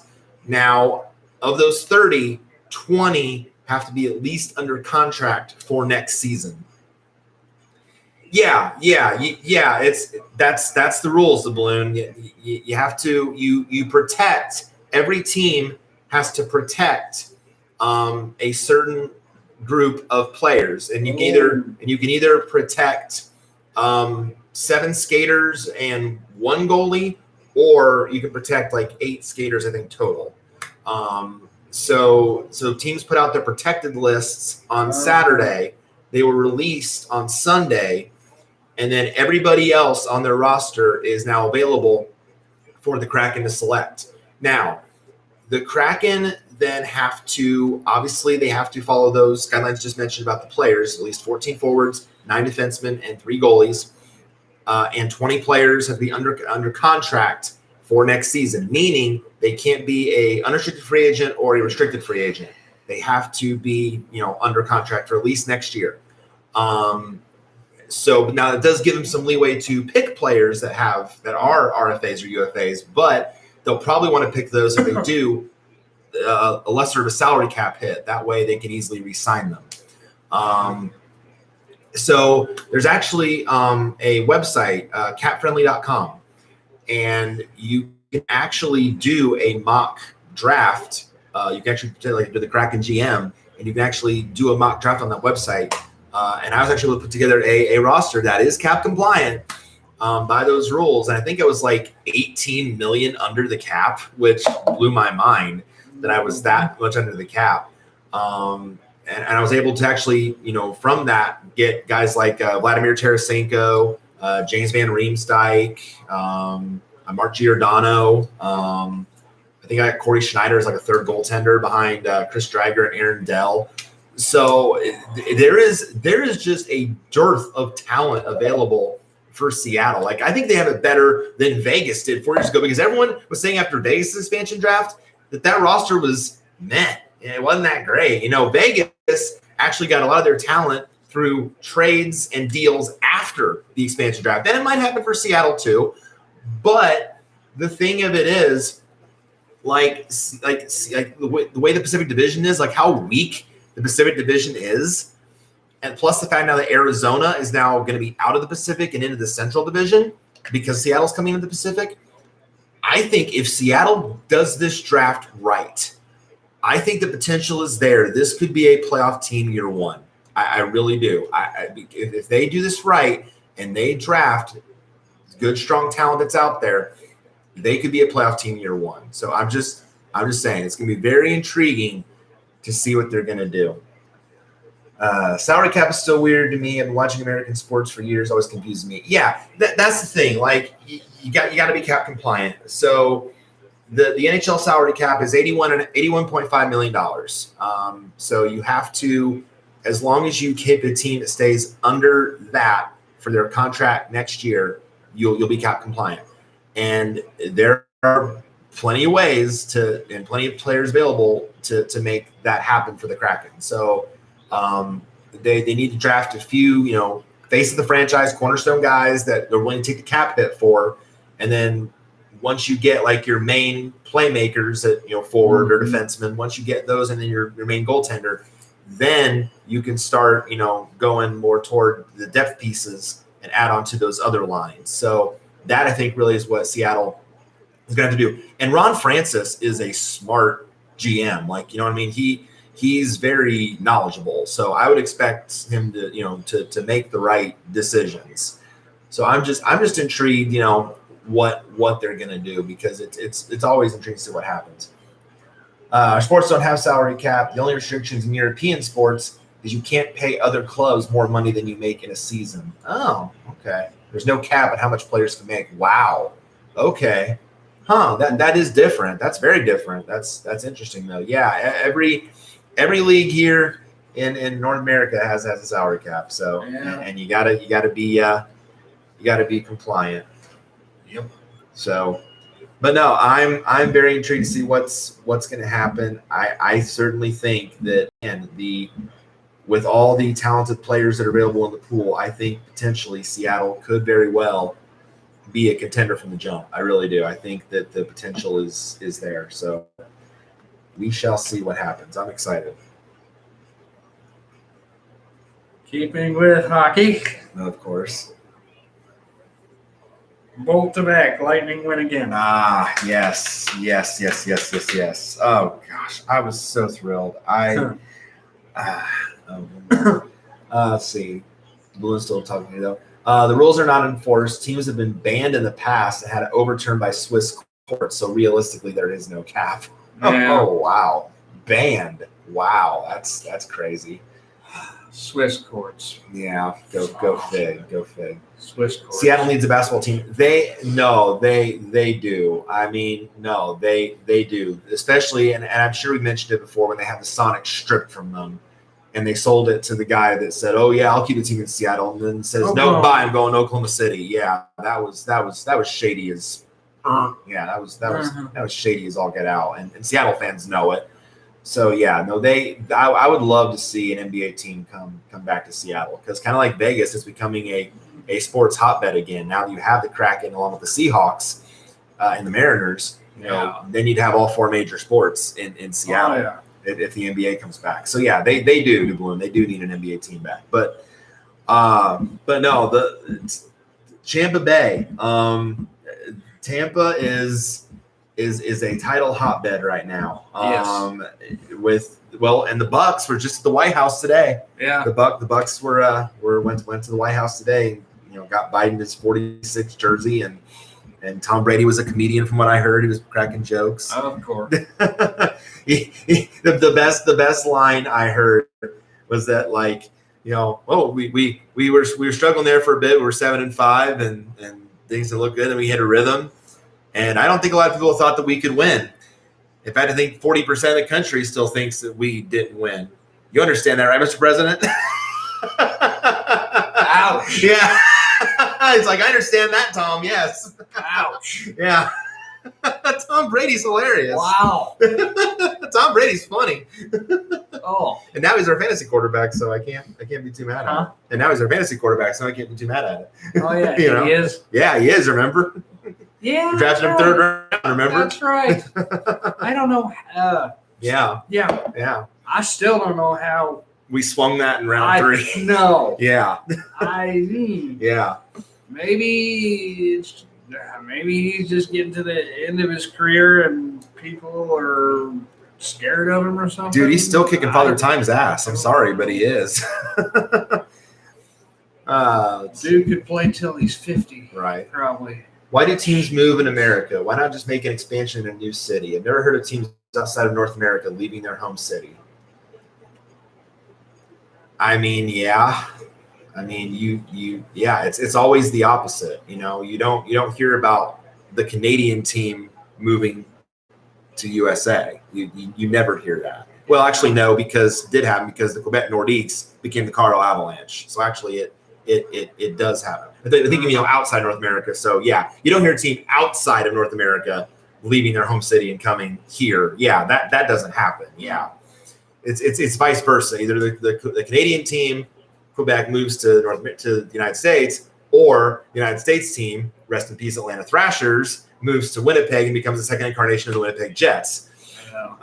So yeah, it's teams move for a number of different reasons, to be honest. You know what I mean? They move for it's money, it's the attendance sucks. It's if they can't get a new stadium. If they can't get a new stadium, that's a big reason. Oakland Athletics, yeah, big reason why they could be moving to Vegas here soon. So if they don't get a new stadium in Oakland. So yeah, baseball team in Vegas. Yeah, that's the rumor. Oy. That's the kind of they're threatening with. Yeah. Your Steelers were screwed over. But the Steelers, I'm sorry if I have low expectations for the Steelers this season. I do. I'm sorry. I get it. You have good talent there, and you got Najee Harris now, the running back, but who's going to block for him? The offensive line is still a problem. And you re-signed a 39-year-old injury-prone quarterback who is not beating Father Time, unlike Tom Brady. Yeah, the stadium issue is ridiculous. Yeah, we go through stadiums every 30 years. It kind of that kind of feels like that's true. Yeah, even here in Indiana, the Pacers have played in 2 different venues. The Colts have played in multiple different venues, but in our lifetime it's been 2: the Dome and then the now Lucas Oil. Yeah. So yeah, I'm sure some teams have gone through more, but yeah, state stadiums, for some whatever reason, either they just wear out or they don't lack the modern amenities. They lack modern amenities, technology, and they just, if we were to leave a stadium after even 50 years, the government would not fund it. Wow, that's something. That's something. Well, and the stadiums and I'd been in Europe one time before, and the stadiums there were nice too, especially the ones in Amsterdam, like where they played their games. Like the stadium there was nice, like it was nice. So yeah, I was gonna say over in the UK they probably maintain them a little better too. I'm sure they do. Yeah, I'm sure they do. So yeah, that's nuts. But no, going back to the Lightning. Yeah, I'm going to be honest, like going into the playoffs, like I really was not like fully confident, in the Lightning's chances. And it's not just, it was mainly because the division that the Lightning were in was tough. It was just tough. And there were some tough matchups. I didn't know if the team would be at full health. Thankfully they were. It's because Stamkos was at full health. Kucherov was coming back at full health after his hip surgery. And so I didn't know that, but they were playing Florida first, and Florida actually had a winning record against the Lightning in the regular season. And the last 2 games of the season, they outscored them like 9-1. Ooh. Yeah, exactly. That's how I felt. So I didn't think they'd even get past Florida, but they did. They beat them in 6. And then they got to play Carolina, and I'm thinking, oh boy, Carolina won the division. They're the top team. They got great goal scoring, a great goalie. They're solid, and Tampa brushed them aside in 5. The top team in the Central. Yeah. So I'm like, okay, now they're starting to play like the team I expect them to be. Then they get the Islanders again in the Final Four. And the Islanders gave us a hail of a series last year in the bubble in Edmonton. They took us to 6. This year it went 7. But Tampa still won Game 7. Barely. And then finally we got Montreal in the final, and I think we were very fortunate to get Montreal. Now, and again, I'm not going to excuse, I'm not going to poo-poo Montreal's run because it was outstanding. Montreal went on a Cinderella run because they were the 4 seed, the weakest seed in the North Division. They were the last seed. Okay. That they had taken down the top seed in Edmonton. Or no, not Edmonton. Toronto. They came back from 3-1 down to beat Toronto, which everyone was surprised at, except for Toronto fans, because Toronto fans know the team hasn't won a playoff series in like 17 years. And then they sweep Winnipeg, the same team that swept Edmonton out of the playoffs. And then they beat Vegas. Montreal beat Vegas in 6 games. I could not believe that. But I said I would much rather play Montreal than Vegas because Vegas is so tough. And I knew it would have been a much tougher matchup for Tampa had they faced Vegas instead of Montreal, because then Montreal really was relatively easy. They beat them in 5 to win it all. So I think the fact that Tampa was just, the fact that they were able to easily beat their division teams and then get through a very tough series of the Islanders, that grit, that experience is a factor, obviously, once you have that. Once you know how to win a title, and I think it's what everyone said, that's like, well, the sweep against Columbus kind of had to happen. Like when they had that great year in 2019, that record-winning season. Yeah. They were the President's Trophy champs, and they get swept by Columbus. Yeah.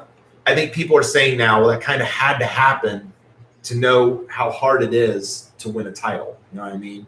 It's kind of like a learning experience. Okay, we had all these high expectations, all this, that, the other, and then we get swept, but now we know how hard it is. And then you go through the grind in a bubble, no less, not in front of your own fans in Edmonton, and you win the cup in 2020. And then you come back and repeats don't happen very often in the salary cap era. The Lightning are only like the 3rd team to do it in the salary cap era. Or no, they're only the 2nd team because Pittsburgh went back to back. And Joshua would know that. Pittsburgh went back to back or DeBloom would know that too.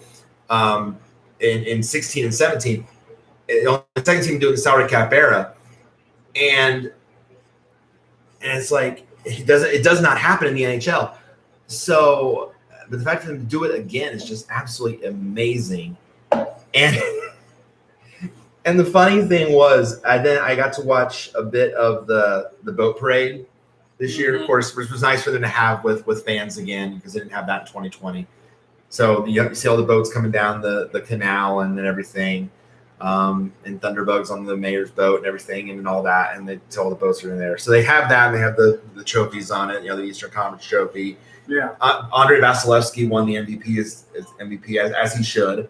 Okay. As the Conn Smythe, he's wearing the Conn Smythe on his trophy on his head, and everything. And then they get to the stage, and as soon as they get to the stage, heavy thunderstorm. Actual lightning joins the Lightning's events. How fitting. So they canceled the on-stage event, but the funny story is the Stanley Cup got dented. They dented at the top bowl of the Stanley Cup. And in an ironic twist of fate, it had to go back to Montreal to get fixed. Ouch. Ain't that a slap in the face to Canadiens fans? Wow. Yeah. Well, they dented the cup, so we got to take it. Oh, where's it going? Oh, Montreal. Oof. To the team that just lost the title. And that was Montreal's first final since like 93. So it was like that was like a long time coming for them to be even relevant again. So it's even more of a slap in the face. But thankfully the cup did get fixed. So now it's beginning its tour with the team. But felt so good to celebrate that. So now you got the Bucks winning a Super Bowl, Tampa back-to-back titles in hockey. So yeah, let's see, cut up here. Amsterdam Stadium is beautiful. It's just for the Euros. Oh yeah, nice. That's right. The Euro soccer tournament was there. Yeah, no, dude, Amsterdam Stadium is gorgeous. It's absolutely beautiful. When I was in Amsterdam as part of my Europe trip when I was younger, it is absolutely outstanding. I wish NFL Europe was still a thing. I mean, I know they have the games like in London, but I wish that league was still a thing because the stadiums there are absolutely gorgeous. Yeah. You're very fortunate to have good stadiums. Got to watch Netherlands win in a full stadium, was incredible. Nice. Yeah, I'm sure it was. I'm absolutely sure it was. My team is a 100-year agreement with the Olympic Stadium, so no new stadium for us. 100-year agreement. Damn. 100 years. How about that? Wow. 100-year agreement. That is something. NHL gets zero coverage here. They stick on the most obscure networks that's never discussed the same way the NFL, MLB, NBA, and MLS are. Hard to follow the Penguins here. Oh, that's a bummer. That's awful. That sucks because it is considered a major league. So it's I think it's more major than the MLS. I mean, the MLS is a major league, it's Major League Soccer, but it's not really considered like among like the big leagues here. But yeah, that sucks. That it's on the most obscure network, so you don't get to really see the team much. That sucks. Yeah, Josh. So Montreal got the cup after all, just not how they wanted. Yeah, yeah, exactly. That's exactly right.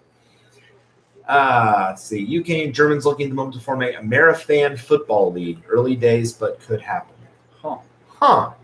Okay. I think you mean American Football League, not Amerifan. But yeah, I think it's American Football League. Yeah. So our football, not football soccer. Yeah. Okay. Yeah, our football. That would be cool. I would like to see that in some form again overseas because I think NFL Europe was a cool idea. I really do. I think it was a nice developmental league for the NFL. To have something like that. Yeah. And really aside from the CFL, the XFL is now not coming back till 2023. By the way, they pushed back another year. Why? Yeah, they pushed back another year. Because they wanted to form a partnership with the CFL, and the CFL said no. Yeah. So okay. Yeah. So now they said okay. Now we're pushing it back another year. So yeah. So the XFL is not coming back till 2023. So really, that's really all you have in terms of like a developmental league for the NFL. So that's why I'd like to see NFL Europe come back. Yeah. UK and Germany have millions of fans, probably the biggest outside of US and Canada. Oh yeah. For sure. Oh, CFL is dying. Is it really? I see. I thought it was still really going fairly strong. It's been on the decline for. Huh. That's sad. I occasionally will tune into a CFL game. I'll watch like the Toronto Argonauts or I can never find them. Yeah. So I'll watch like the Argonauts. If I watch a CFL team, it's the Argonauts. I like their nickname. I like their mascot. So I'll usually watch them. This is unrelated, but I just noticed BattleBots tickets go on sale. Yes, we actually I just saw the announcement from BattleBots Twitter yesterday. Yep. So they are doing another season. I think season 6 on the reboot. So yeah, July 23rd. Yep, they will go on sale, and the actual taping will be from like August to September. The live taping. Not sure when it will air yet, but yeah. NFL Europe was poorly attended in London and Scotland, but when everyone looks back, we always say we should have supported them more. If it were around now, they'd sell it every week. Absolutely. I agree with that 100%. Yes. Yeah. And it sucks that it was poorly attended back in the day. Yeah.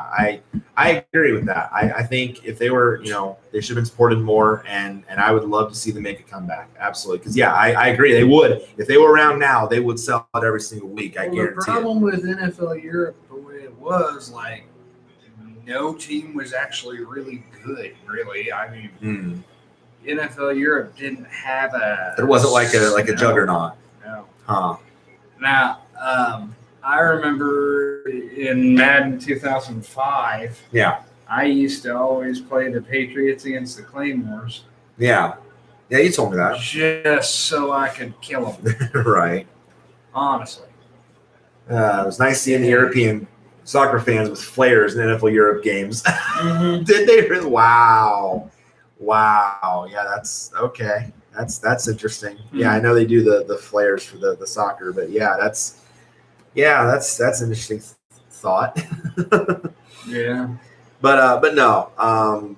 Again, just cool that Tampa was able to do it, to go back to back. And now we'll see what happens down the road. I know that with it being the salary cap, I know that Tampa's going to lose some pieces. They've already lost Barclay Goodrow to the Rangers.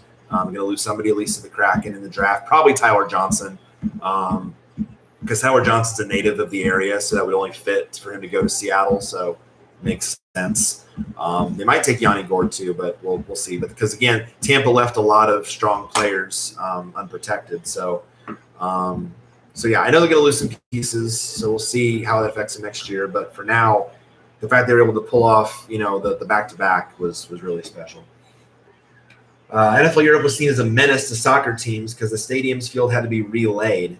Oh, I can understand that. The locker rooms had to be changed. They probably loved it when it disappeared. Yeah. I mean, again, sharing stadiums, it's the only way I could put this, is a bitch. I was just going to say, it's a bitch. It really is. Ask the Raiders when they had to share it with the Oakland A's. The field conditions were awful. Uh-huh. When you have raw sewage backing up into the room, like, that's disgusting. Okay, don't make me.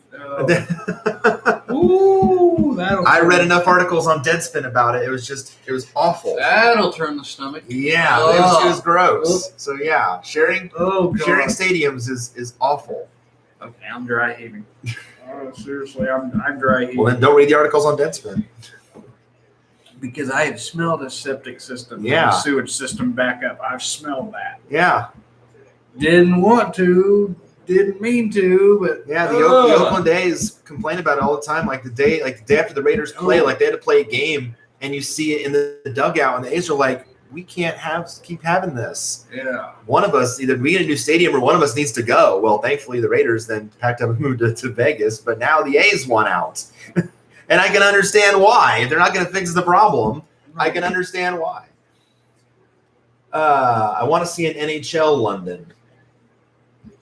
Then that would be something. I mean, granted, there's a lot of hockey leagues I know that are overseas, but that would definitely be something different. Let's see. Oh yeah, so Dublin's been to NFL and MLB in London and NBA in Paris. Is the NHL to complete my fanhood. Oh, nice. Well, there you go. Yeah, that's why I want to see an NHL game in London, probably. so you can complete the cycle of going to at least one game in each sport. Yeah. Nice. Well, there you go. Well, hopefully that happens because I think that would be really, very cool. I've been to 2. I've been to baseball and NBA. Yeah, I'm and I know I have completed the cycle already. Yeah, because I've been at least one in every major sport. Yes, I've been to multiple NFL, multiple NBA with the Pacers. Multiple NFL. Actually, no, NHL I have not yet. I've yet to go to an NHL game. I've been to multiple minor league hockey games. I've yet to be an NHL game. So I'm right there with you, DeBloom. I've yet to see an NHL game myself. You've done multiple NFL games now? Colts. I've done. Dude, do you remember? I was going to Colts games at the old RCA Hoosier Dome. Oh, yeah. Do you remember? Yeah. Well before Lucas Oil. My first Colts game was the one I took you to. Then Uncle Raymond. That was your first? Yes. Wow. I did not know that. My uncle Raymond. Yeah. The Colts Lions game during the 0-16 Lions season. Okay. Huh. My uncle gave me tickets to a Colts game because it was like a 4-game package and he had to work. So he says, "Hey buddy, you like the Colts?" He goes, I said, "Yeah, bear shit in the woods there." And he says, "Have you ever been in?" I said, "No, I've never been." He says, "Well, I've got 2 tickets. You know anybody?" I said, I looked at Mom and Dad. I said, "Chris." Yeah. All right. The 2 things I take away from that day are, one, the Lions played a lot better than a winless team should. They made the game a lot closer than what it should have been. Yeah. And number 2, the one lone Lions fan on the Greyhound bus that we gave grief to afterwards. Oh, we gave them all the way to and from. Yes, we did. Yeah, we did. Showing up in a Lions jersey, be like, yeah, what year? Yeah, we're all looking at this girl. Like, we're surprised they have any fans left. Yeah, we're all looking at this girl like, number 1, we're surprised they have any fans left. Number 2, you're on the wrong boat. Right. Let's see. The Great Britain national ice hockey team has been improving a lot since the sport has become more and more popular. Oh, nice. That's awesome. That's awesome. That'll do it. Yeah, that's awesome. Yeah, when your national team improves, yeah, that's awesome. That'll do it. And Joshua's been to MLB and NHL games. Oh, nice. So you're halfway there. You're halfway there. So yeah, I have yet to go to an NHL game. I guess I only have one then, because I've been to baseball, basketball, and football. You've never been to NHL either. We've been to minor league because we've seen the Comets, but I went to the old Indy Ice back in the day. Never been NHL, but not NHL game. As a whole. Yeah. No, that means that's on the bucket list for sure. That's on the list for sure. Much as you don't really care too much for them, Chicago. Yeah. If we were to go to an NHL, Chicago is our closest. Blackhawks. Yeah. But I would be fearful of wearing the opposing team jersey because I know Tommy Hawk would silly string the hell out of me. Yeah. I guarantee you he would. I know Tommy Hawk well enough. I guarantee you he would silly string me. I would only have to wear my shirt, although it's a custom shirt with my. Oh, was that the last one? Oh, there's one more left. Okay. But I have a custom shirt with my Pony Soapboxes on it. Was that Christmas or my last birthday? That might have been. That was your last birthday, was it not? Last birthday. That was your last birthday. That was not Christmas. Yeah, that was your last birthday. Yep. Chris did a custom shirt with Apple Dash. Yep. Which is your Pony Soapboxes. Which is my little pony. Your OC. Yeah. My OC. Yeah. So. Yeah. Yeah, but so yeah, that's the last one we have left on our bucket list. Yep. We're hoping to, I'm hoping to get back to Cincinnati too to see the Cyclones next season. Yeah. I need to get you guys to Cincinnati because the Cyclones game is awesome. The Cyclones are great. The fans are great. The venue is it's modern but with this nostalgic feel. I told you that. Yeah.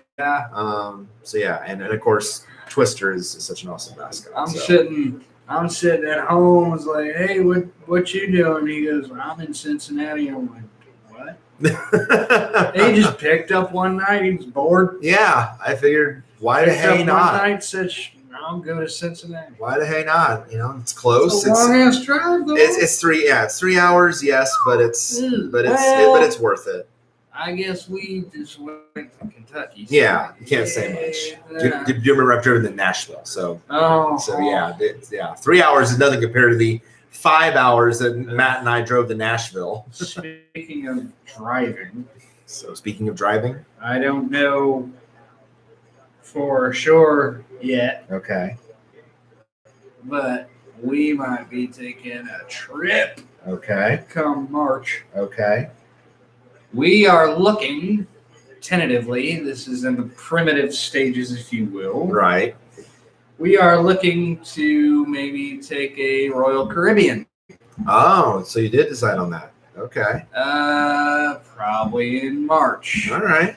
Only problem. There's only one little bitty, about 7-8 hour problem. To drive to the port. They port out. They dock out of Fort Lauderdale, where a lot of the cruise ships do. Ugh. Yeah. Yeah. Don't exactly know if we're gonna fly. Right. Don't know if we're gonna fly. Don't know if we're gonna drive. However, I did call them, Okay. and I did find out that on the website, like when you see 250 Uh-huh. or 232, that is not price per day. Per Oh, person. that's for the whole trip. That is for the whole 3 day, 4 day Wow. trip. Damn. Yeah. How about that? Dude said he says, no, buddy, that's for the whole thing. Dude. That is not That's sweet. per day. That's sweet. And you know, I follow a YouTuber. You've heard me make reference to him on our poker streams, and I think you've heard me make reference. You certainly have. But Trevor Martin, Uh-huh. Trevor and Chelsea, Uh-huh. they basically work with Royal Caribbean. They work for, Uh-huh. so they get like perks and stuff. He says, "Oh yeah, it's cheap. It's cheap. It's nice. It's cheap." I'm like, okay. $232 is not cheap. However, I thought that it was per day per person. Right. No, that is per person for the 3 day, 4 night trip. Let's see. Bloom says, I've also been to Euros and World Cup games, London Olympics. So that would be Oh, Rugby World Cup and Commonwealth Games. Waiting for COVID to be over so I can do NFL in America. okay. That's although this season I believe NFL everyone is at full capacity except the Colts. What? I don't know if the Colts got approval yet. Why? Okay, Indiana can't be the only state in the union that's fucked. Okay? Oh, never mind. They did get approved. Okay. Nice. They did Okay. so they got approved on June 29th. Okay, so now everybody is approved for full capacity. Good. So everybody in the NFL is approved for full capacity. About time. Yeah. By the way, to Bloom, speaking of the year in the UK and stuff, we might have talked about this during the Super Bowl, but are you a fan of Mrs. Brown's Boys? That's a TV show, stage play type deal. I'm just getting into that again. Yeah. It's hilarious. Anything more than 3 hours, I'm not driving too far. Normally just get a train. Yeah. They can do that in Europe. Those trains those trains are very handy. That's mostly we took when we were in Europe was the train system. So what are you gonna fly over here or He probably would. He'd If he wants to do NFL in America, yeah, he'd have to. He'd have to fly. Josh was hoping to go to the Olympics in 2028 since they're in LA. Oh yeah, that's right. They are in LA in 2028. Yes. Oh, by the way, y'all suck on that one. Okay. What, LA getting the Olympics in 2028 Yeah. sucks? Yeah. Yeah, like we finally get them here, and they're like Years away. on the other side of the world. Oh yeah, on the West Coast. Like Yeah. compared to us, okay, shit. Yeah. Like, Miss Brown's Boys is not for me. Lost its popularity a little bit in the UK. okay. All right. Well, there you go. Yeah. But no, I mean, I think it's cool. The Olympics are in LA in 2028. I know now. I know they start the Tokyo ones start this Friday. Yeah. Although, of course, I did read on the ticker.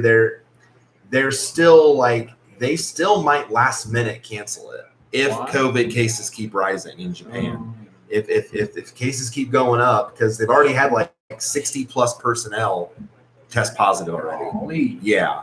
So they might cancel it last minute still if cases keep going up. We'll see. I'm surprised that they're still wanting even to have it. Like I'm quite surprised. British Classic is only fools and horses. Okay. That's what the balloon just said. Is that a show? Must be. Yeah. And Joshua says it might be better. Wait until next year and allow fans to come. Yeah. I would agree. I'm For what? for the Olympics. Oh, baseball starts tonight. So they're already starting some stuff with the Olympics already tonight. Now, granted, they're not having any fans. I know that for a fact. There are no fans at the venues. Oh yeah. So yeah, I've already said no fans. And the athletes in the villages, they're sleeping on cardboard beds. I shit you not. They're sleeping on cardboard beds to discourage sex. What? Yes, that is a true story. I'm not shitting you. That is a true story. They're sleeping on cardboard beds to discourage sexual sex. activity. Yes. Like it's ever rampant during the games. You'd be surprised. You'd be surprised. Call Afro, man. They won't let me fuck. Oh, I really gotta Look it up on Deadspin. Mm-hmm. Is America open yet? Define open. Borders are open, yes. Well, okay. Canada is actually going to start allowing the vaccinated into the country in 2 weeks, Okay. from what I read. So Okay. I wouldn't say we're fully open because the Delta variant is spreading like crazy now. I think but within our borders, we're relatively within our borders, like state borders, we're really open. yeah, it's just the fact that there's still so many people that are not getting the vaccine that are going to be the problem. Sorry, Joshua, but stay the hell away from California if you're not already from there, because they're getting hard Because again. LA County just reinstated the indoor mask mandate. Japan has spent $19 billion on the Olympics. No way they're going to cancel it. It's money. That's understandable. Yeah, it's money. That's money over safety. money talks. Yeah, Yeah. money talks. That's understandable. I heard the cardboard beds have actually been planned before COVID. I'm not sure how true that is, though. Maybe. I mean, and if that's the case, then okay. Jesus Christ. That's a higher number than I've seen in a minute. COVID in Indiana. Well, 1,309 cases and 11 new deaths. Okay, I'm sorry. I'm not denying COVID. I'm not denying that COVID is a thing, but I'm wondering with only 11 deaths, how many of those 1,309 are actual true COVID cases? Well, the vast majority of the deaths and the hospitalization are going to be the unvaccinated. So, Yeah. it's for recycling purposes, from what I've heard. Oh, okay. So the boxes are for recycling purposes. Okay, the cardboard beds. Okay, gotcha. The UK's 4 nations have taken different rules. Legally here in England, I'm free, but the other 3 nations don't open until August 9th. Okay, so What is it? England, Scotland, Ireland, and what? Wales. Australia? Wales is its own nation? Or is it? I don't know. Help us out, Joshua. What are the Not 4 Joshua, DeBloom. Or DeBloom, sorry. What are your 4 nations in the UK? I know England, Scotland, Ireland. and Ireland. Is it Australia? No, Australia's its own continent. I know, but it's also a nation. And it's also at least a commonwealth in the UK. I So know England is free, but we have 50,000 cases a day. Well, we don't have that. Jesus. God. Yo. Yeah. Northern Ireland and Wales. Okay, so Wales. And I was right. So Wales is its own. Yeah, there you go. There you go. Okay, Should have trusted my gut on that one. I didn't think Wales was its own. Okay. Yeah. Okay. I got something history right that you didn't. What a shocker. Well, okay. U.S. history, come to me. Right. International history, world history. I'm a little Okay. on that. I just took a shot in the dark. I didn't know. All equal nations together in the union. There you go. Yeah. Okay. Yeah, we knew that much. Yeah. Okay. And then Australia is a Commonwealth. Yeah, you joined Australia through the Commonwealth. There you go. So you're right on that. Yeah. Yes. So there you go. There you go. I watch a lot of Australian stuff too. Sure. Yeah. All right. I think we got one topic left. Yep. Yeah. We got one left. Lunar Tracks parody update. Oh yes. Okay. Yeah. So quick parody update. So I have started the recording process. I finished up the writing process just a few days prior, last week actually. I finished the writing process. So I started recording yesterday. I'm about What up, dude? halfway through the recording process. And so I'll be hopefully finishing up the other half very soon. If you've not seen my Twitter, there's the cover. Okay. The glare. So there's what the cover looks like. Luna in the moon there. And then the back with Luna in the lavender there. So, Tabby's done what? so yeah, that's coming along real well. And hopefully we'll finish up the recording process. Oh, okay. Very, very soon. Island just means a physical island. Northern Ireland is British, but South is independent. Oh, okay. So I got you there to balloon. So Northern Ireland's the British part. South is on their own. Got it. Thanks for clarifying that up.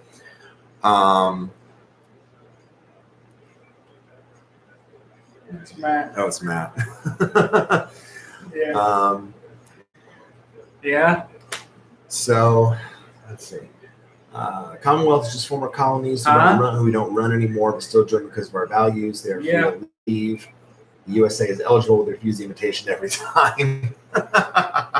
For what? For being a Commonwealth.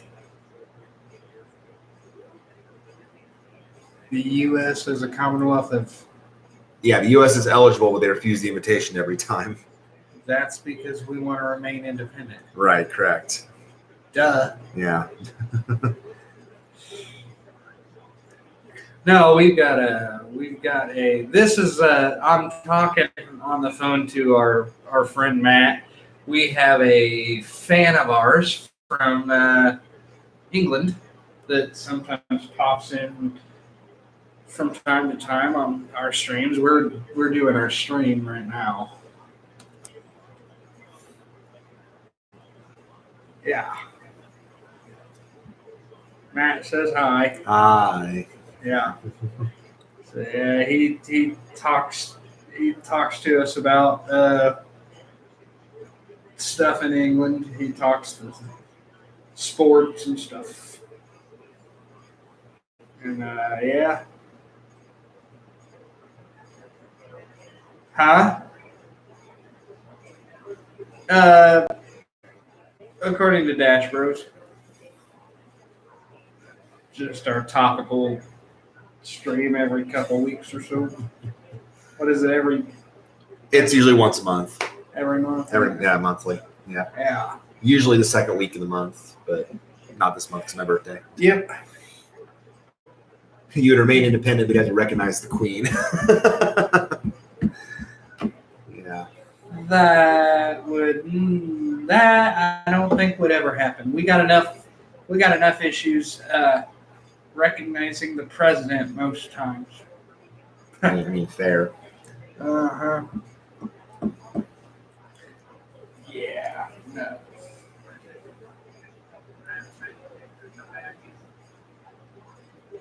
Well, it already has in California. I don't know any other place.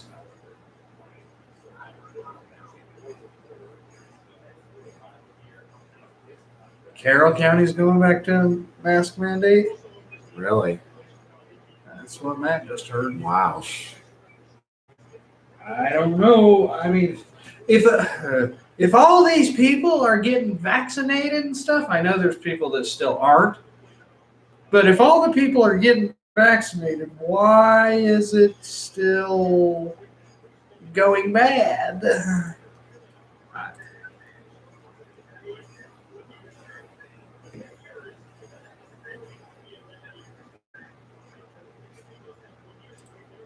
Huh.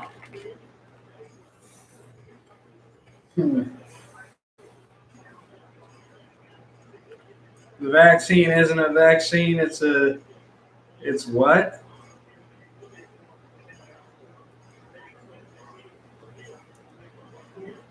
Okay. You're saying people are dying. You think people are dying from the vaccine itself, or what? No. The vaccine prevents you from hospitalization and death. You can still catch COVID if you're vaccinated, Okay. but you're not getting the severe symptoms.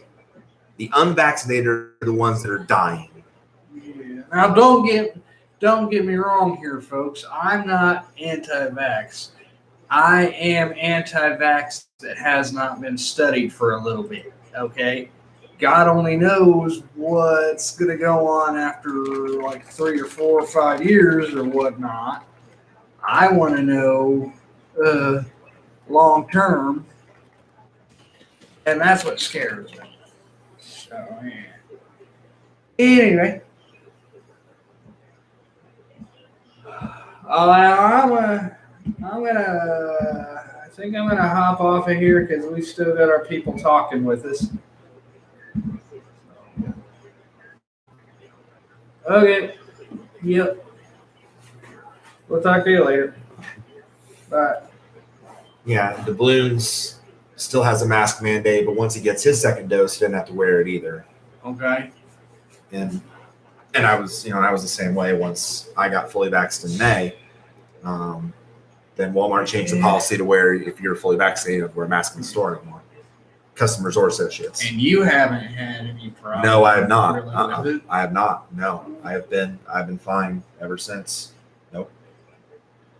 So, I mean, the worst side effect I had after the second dose was a headache. That was it. I had a headache for about a day, and that was it. And maybe a little bit of soreness in the arm, but that's normal for any vaccine. That's normal. So that's all I had.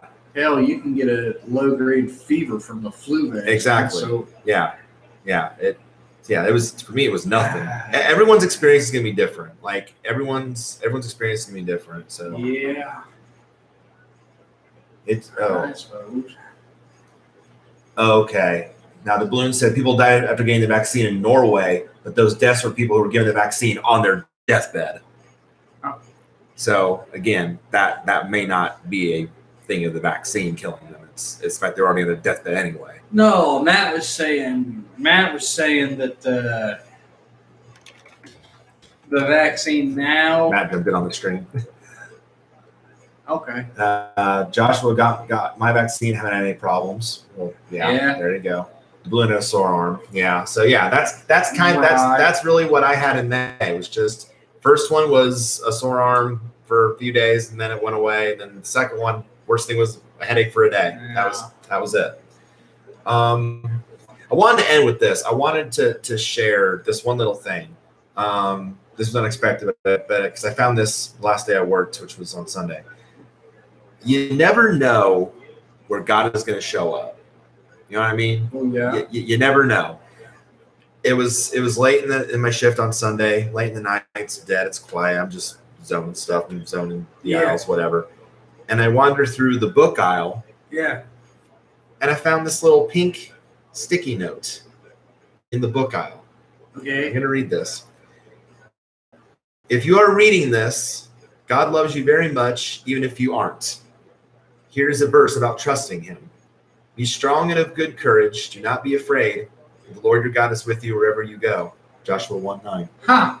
Found that in the book aisle of Walmart. Yeah. And it just, I don't know who left this, but thank you. This is cool. Like, yeah. That's a large comment right there. What'd he say? Let's see. I was thinking if you got the shot and didn't have COVID, you're more liable to get the COVID. But you've already had the COVID and got the shot, you're probably on the clear. There's conflicting. Yeah. No, it prevents. There's honestly conflicting on that. It prevents the severe stuff. It prevents the hospitalizations and the death. Yeah. That's what it's most effective against. You can still get it because there are people now that are fully vaxxed that are getting it, but they're either asymptomatic or have very mild symptoms. So yeah, that's. Well, they're still having the quarantine. Yes. Stuff, right? Yes. Yeah. Shoot, the Yankees, they had to cancel a game against either Boston or somebody because they had an outbreak on the team. Damn. Yeah. And most their players are fully vaxxed. They hit the 85% threshold to not have protocol. So yeah. The Delta variant is the scare at the moment. Yes, it is, because it's the most popular one right now. Yes, like it's like 80% of most cases of the Delta variant. In the UK, at least, seems to be working. Until Europe came for the Euros, we were doing really well. That's good. But no, to think, I'm just zoning the book aisle, and I just see this out of the corner of my eye. I'm thinking, well, that is really cool. Like, again, you never know who it's intended for or who's going to see it, but someone want to make someone aware. You know what I mean? So that's. I got one that'll beat that. Okay.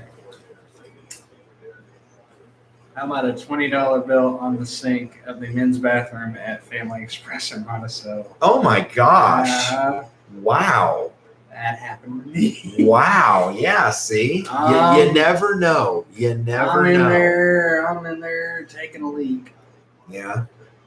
And I see something like folded up on the sink. I'm like, okay, that's weird. I'm thinking someone just laid down the bill to wash my hands. Right. So I wash my hands, do my deal. I take it out, and I was like, did someone leave a $20 bill in the bathroom? Okay. And they're like, no. I'm like, well, here, because I don't know what's going on. They go, well, you go ahead and keep it because you told us. And then I get out to the car because I was with Keith Lyons and his wife. Oh, I can't remember her name. But, yeah, they were taking me to the fall bash that one year. And so I flip it on the back, and it says in the margin, it says, to the finder of this $20 bill, be blessed. Wow. It was left for someone to find. How about that? It was left for someone to find on purpose. It was left anonymously as a blessing for just a random. Matt said, God is good, you know it. Yeah. Uh-huh. The balloon. I once found a $50 note in the street. It was so weird. You only ever see like two pay coins. Wow. A $50 note in the street. Wow. That's. Hey Nate, don't forget about your lucky lottery ticket. Tells you how God is good. The one at the Wendy's. The Wendy's that no longer the gas station by the Wendy's that no longer exists. Yeah, that one. Yeah. Arby's or Wendy's? It was Wendy's. It wasn't Arby's. I think it was Wendy's. Yeah, but yeah. No, the balloon. It is crazy. It's so crazy how stuff like that can happen, but I don't think it's coincidence because we don't think it is, and everything, Someone put like $500 in a Redbox disc. Is Wendy's good? The balloon, yes. Yeah. and we will know here very soon because we're going to be getting one. So, well, hell, are we? From what I've read, it's going where the old discount tobacco used to be. Yeah, they've been saying that. They've been saying that. No progress been done. No progress been made. What the crap? I thought they had gotten permission to put signs up. I haven't seen the signs. Logan Sport, if you are listening, hurry up and give us our Wendy's already. Right. Damn it. Oh, they're expanding there soon where the balloon's at. Nice. Very cool. Yeah, it's really good. No, I'm looking I forward to it. won't give no house addresses or nothing. Right. But yeah, no, it's really good. So yeah. Yes. But no, I just wanted to end with that because I just thought of that and I thought that was so cool. So That is I cool. felt to end with that. So That is cool. you only really have McDonald's, KFC, and Burger King, Mm. which we also have here. Yeah. Yeah. Although our KFC is split half and half between KFC and Long John Silver's, which I don't complain about either. Which is awesome. Yeah, it is awesome. Yeah. So I think that'll run the gamut. We covered a lot. We got lucky. We covered a My lot. wife of and I got lucky when we moved here Well, yeah. because in Monticello, where I used to live, we had KFC and Hardee's and lost them both. Yeah. Now here you've got them again. Uh-huh. Although we briefly lost the Hardee's for a bit because the fire took out the Well, old building. that wasn't a closure because Right. That was the accidental fire. yeah, they were gonna rebuild. They said like Right. a month after that, it's like, yeah, we're gonna rebuild. We're gonna stay on the same place. Although I don't know why they did, because the nuosity effect is worn off and it's dead again. I don't know how. I don't know how they afford to stay here. I really don't. Mm. Or at least not at that location. Right. Yeah, Matt, by the time you guys get a Wendy's, yeah, for sure. We did have one like way back in the day. Like Logan had one, and then it closed, and I don't remember where it was, but I know everyone says we had one way back when. No, it was where Applebee's is now. Okay. It was where Applebee's is now. That was where Wendy's was. Okay. Yep, it's where Applebee's is now. Yep, Huh. That's where it was. Yep. Or it was either where Applebee's is or where Dairy Queen is now. One of the two. But yeah, it's where those are now. Yeah. But yeah, that's where it was. But yeah. Apparently Wendy's gonna open a massive one in central London. A massive one. A grande Wendy's. Okay. Welcome to Extra Wendy.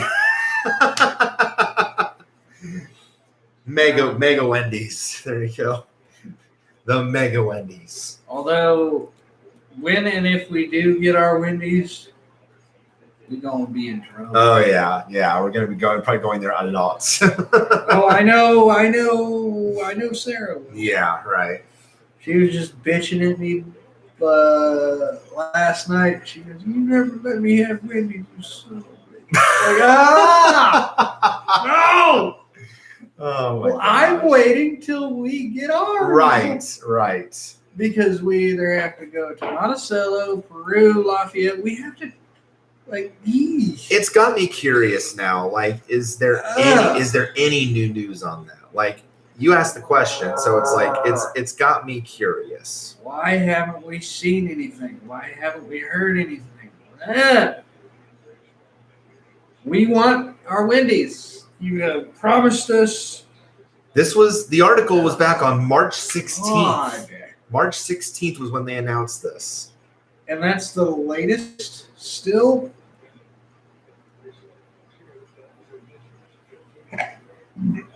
You mean to tell me? To be built in the now vacant lot at 3419 East Market Street, Wendy's is on the path to come back to the community. They granted the owner the option to erect 3 signs on the north, west, and east sides of the property. But it said there is not a timetable established at this point. So he did not want to release an opening date. Part of the hesitation, he said, was due to the rough waters the fast food industry and pretty much every other establishment has endured in the last year as a result of the pandemic. However, he said Wendy's is on track with a step-by-step process, which is why the duo came before the board to request signage approval. The architecture phase has been completed, and he is currently involved in engineering. The next step would be to advertise for bids of the construction project. An expected date for that process was not released. So since you're meaning to tell me since March, nothing else has been said about it. That's what it's looking like. I can search the website, but that might be the latest story on it. Y'all have had 4 months to at least give us something, and you haven't. Starting to sound believable when I see it. 4 months with nothing. As Wendy's would say, super biggie. Yeah, there you go. Oh. Super biggie from Matt. Yeah.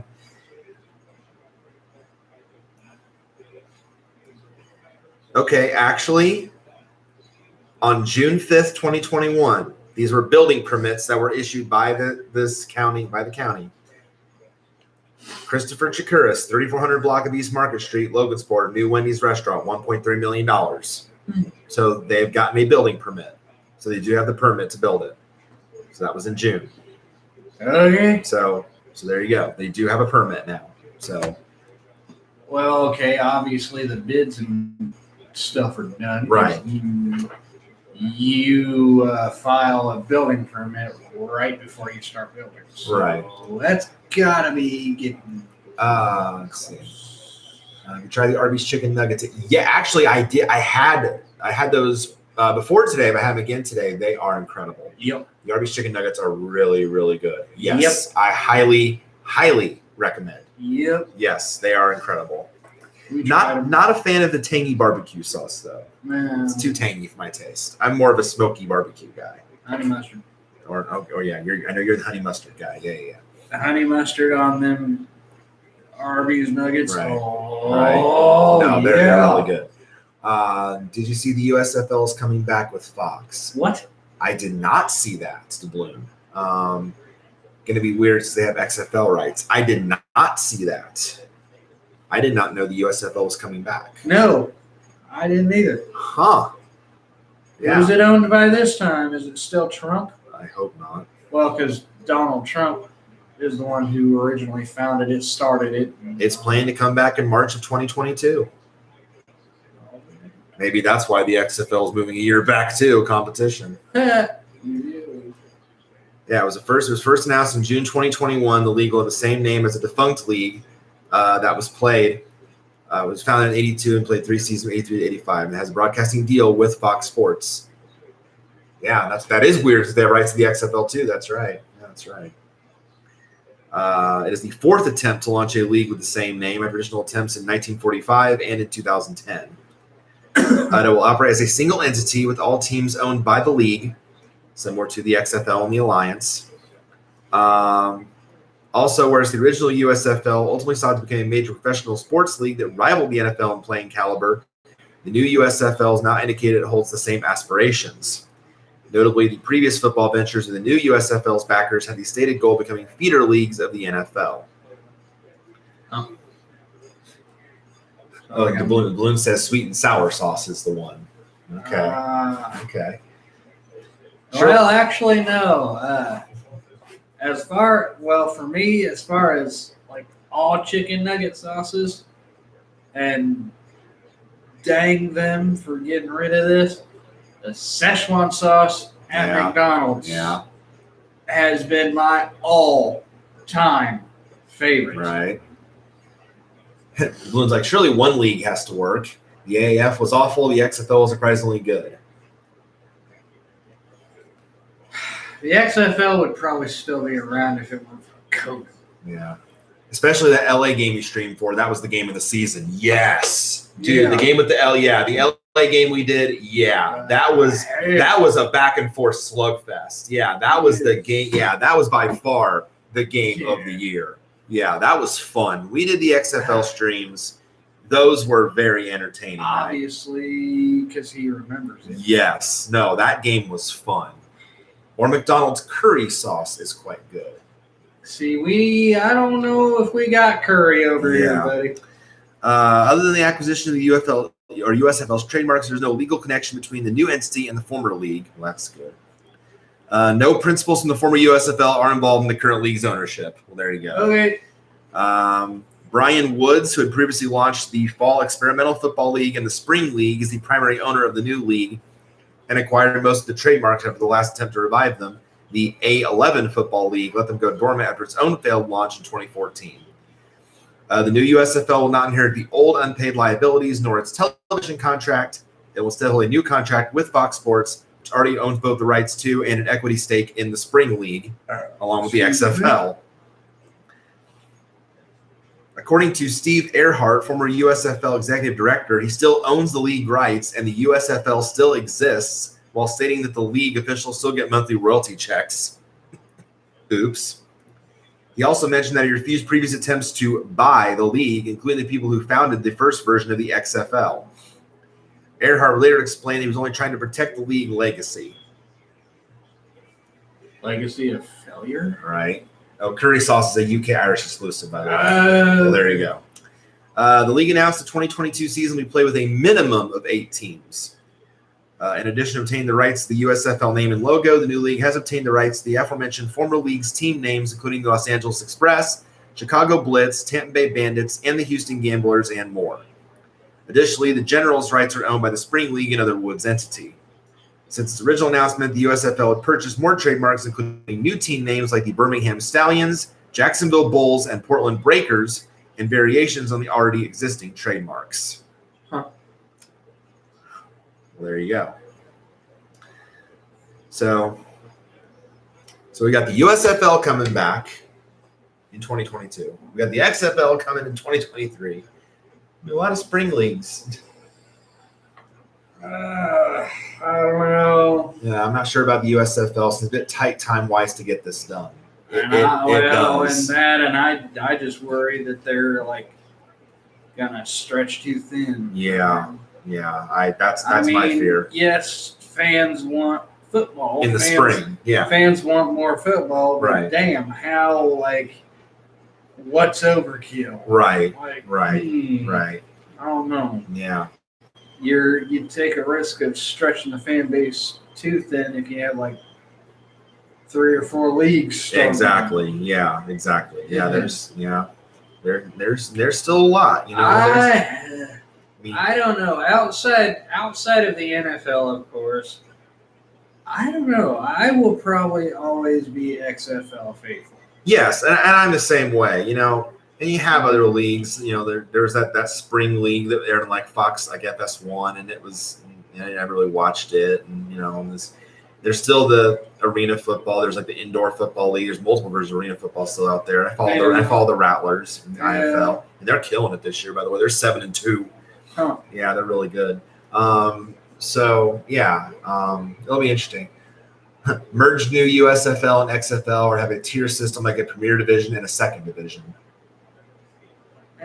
Yeah, maybe if the owners of both leagues are interested in doing that, because again, the XFL tried to merge with the CFL and that failed. So well, maybe we'll see what happens.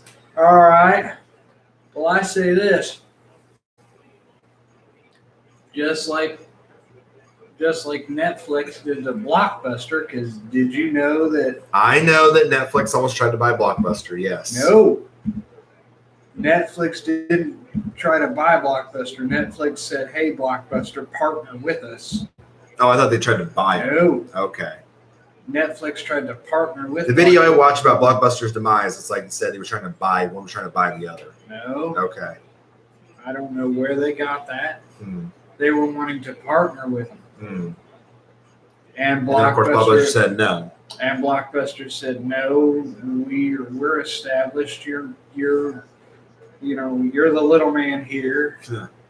We're established they could have made enough to compete with you. And Netflix says, okay. Well, that failed miserably. You want to compete with us. All right. You want to be a competitor with us rather than a partner. Okay, we'll kick your ass. Yeah, that's exactly what happened. And that's exactly what happened. Okay. Now Blockbuster has one store in Oregon. Which will never close. Yeah. I guess. Yeah, no, it's like a tourist attraction now. It's a landmark, basically. Everyone wants to go to the lone Blockbuster left. Yeah, but okay. Okay, XFL, there's your mission. Right. CFL should have taken the deal. Yeah, they should have. They totally should have taken the deal from the. Well, I can understand though. I think I can understand a little bit about why they didn't though, because this is now the third incarnation of the XFL True. coming on. True. Really, There's a lot of uncertainty. Yeah. CFL didn't get the bailout they wanted from the Canadian government, so they're really struggling. Okay. That's why. Okay. So they're struggling. So they're struggling financially. Well, then why didn't the CFL Take the deal? Exactly. If they're struggling so much, why didn't they have at least a little bit of help? Right. Might only be for 1 or 2 seasons or whatnot, but.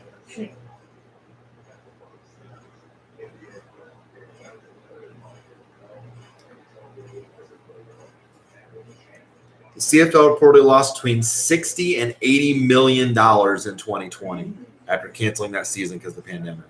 Man. Wow. Yeah. So that's why the pandemic pretty much almost killed the league. Yeah. Makes sense. I mean, yeah, they didn't play that. They didn't get to play football. The NFL got to college play the season, but the CFL did not get a chance to even play. Well, Canada got hit hard. Yeah, they did, and now they're somewhat worse off than us. Yeah. So. Yeah. Yeah, there's a story here that's from March of 2021, and it says potential XFL partnership is not due to CFL's financial struggles. Oh. Yeah, the Blue Bombers president and CEO, this is from Winnipeg, denied the CFL's new potential partnership with the XFL is not due to the league's financial struggles, but they lost $60 to $80 million after canceling the season. Yeah. All right. But the CFL did not take the deal. So y'all had a chance. Y'all say you want to compete. Okay, fine. Right. CFL Canadian rights deals are minuscule, so they rely on gate income. That's why. That's why. Yeah, right here. Here's the recent story. This was from July 7th. Okay. The XFL announced on Wednesday that it is planning to relaunch in 2023 after talks with the CFL about collaboration between the two leagues were tabled.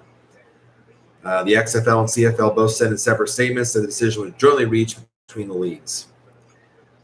The CFL said a statement, our talks with the XFL exploring the potential for collaboration and innovation have been positive and constructive. We remain open to finding new ways to work together in the future. We and our XFL counterparts have jointly decided to not pursue any formal arrangements at this time. After the CFL's announcement, the XFL announced on its website that it's turning in 2023 and not next year, as was previously announced.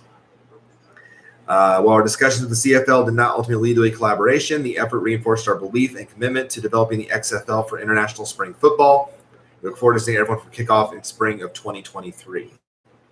The CFL said it is set to open its 2021 regular season on August 5th and hold its championship game, the Grey Cup, on December 12th in Hamilton, Ontario. So the CFL will play this season. Okay. We are looking forward to this year and a bright future for our league, the league said in the statement. Yeah, they canceled the season. They're failing to secure $30 million in aid from the government, which basically what the Bloom said. You get another couple. That's just PR though. If that was true, they would have had a tantrum with the government. Well, it just said there, yeah, they didn't get $30 million in aid, so yeah, they didn't get the $30 million in aid they wanted. Yeah. That's why they canceled the season, because they didn't get the money. Wah. So they would rather lose $60 to $80 million and not get $30 million from the Canadian government. And then they didn't take the deal with the XFL. So, but we're still going to play in 2021 anyway. We're going there with a smile on our face and we're still going to give it the go. Oh gosh. We'll see. We'll see what happens. We'll see. Yeah. We'll see. Yep. Well, I think we can go ahead and it's been almost 3 hours we've been going, but we thank the chat because chat kept that going more so than anything. Oh yeah. The chat kept it going. So Joshua DeBloom, thank you for keeping that going. We didn't even have those topics scheduled, but hey, you know what? This is at least this is what I've always said. It's like, hey, you get in on a chat. If it's something that y'all want to talk about, we are here for the fans. Right. We are here for our few fans, as it were. Yeah. But we're here for y'all. Yeah. Exactly. We don't do it for the money. We don't do it for the fame. We don't do it for the recognition. We do it for y'all. We do it for this. Yeah. We do it for the love. And sure, man. And so we do it for our that's right. tight group of subscribers and our fans and whatnot. That's right. So if ever there is something y'all want to talk about, just hey, there you go. Yeah, that's true. To Blue National Sports League shouldn't get a bailout anyway. That's right. You're 100% right. So we're gonna go ahead and wrap this episode up. Next episode will be episode 60. My gosh. Woo! Yeah. Damn. Next will be 60. So yeah. So that'll be a fun one. So next month will be episode 60. Yeah. So we'll have that. We'll have the Texas Hold'em stream first Tuesday of August as always. So So we will be back around then next month. Could be another 10 hours. That one is just ridiculous. 10 and a half hours. That was just a wild match. That was a wild one. That was a wild one for sure. So what time do we normally stream? So the Texas Hold'em Tuesday in August, which is on his channel, will be the first Tuesday of August. It'll usually start around noonish our time. And then usually ATDBs start at around 4 p.m. Eastern time. So plan on doing Olympics commentary. Joshua, honestly, probably not. I actually usually am more of a winter Olympics fan than a summer.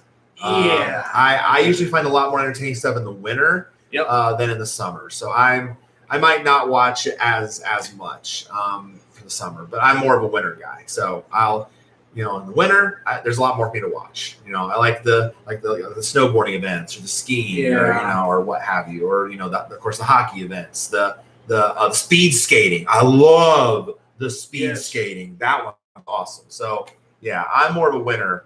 I'm more of a winter Olympics. DeBloom, you're the opposite since Team Green Bay Great Britain's awful in winter. Yeah, Green Bay be great in winter, but not Great Britain. I mean, not Great Britain. Would y'all like to see like a certain sport covered or something like? The thing about the Olympics though is like the coverage that they air is not like a lot of it is not live. It's previously because it's so far away. There's a time zone difference. Okay. It's not like it's quote unquote pre-recorded. Yeah. And again, with me working like the late nights, like usually when it's on late at night, I won't be able to see much of it. So that'd be the hard part in it. Oh, curling. Yeah, curling is okay. Hey, our US team, we won a medal in curling in the last Olympics. So yeah. The US won a medal in curling? Yes. Yeah, we did. Yeah, we did. NBC usually does not show stuff live. Oh, BBC shows everything live? Wow. That's impressive. That's impressive. Yeah, NBC hardly shows anything live. I wonder if BBC America then will show everything live. Maybe. I don't know. But no, I've always been more of a winter person, so I'm not big into the summer events. So I'm sure I'll check in on it and see like how we're doing and whatnot, but I won't really continue watch. Maybe I'll watch the basketball. That's usually the summer one I watch is the basketball event. Yeah. Because our Team USA usually does really good in basketball. So but get with us in the Winter Olympics. And we will watch a lot of that. Yeah, we could do something with that for sure. So I like the bobsled and the luge. Yeah, the luge is cool. Yeah, the luge is cool. Yeah, those are cool. Yeah. Bobsled, luge, and I'm right with you on the speed skating. Yes. Yeah. I like the speed skating. Oh, tennis. Okay, Josh will take it on tennis. You follow tennis all year. Okay. Yeah. Okay. Yeah, tennis will be interesting. Yeah. The BBC only shows the Winter Olympics because they legally have to. The viewership is bad. Oh. Yeah. Wow. Yeah. And I like the cross country skiing too. The jumping one. Oh, what's that one? The one where they do the big jumps off the ramps. Yeah. What do they call that? I know there's a name for that. Freestyle? Is it like freestyle jump? Like freestyles? I know there's a name for that. Yeah, that one's cool too. Oh, skeleton. Yeah, that's another luge event. It's like the Yeah. skeleton. That's another one. It's very similar. Yeah. Winter Olympic skiing.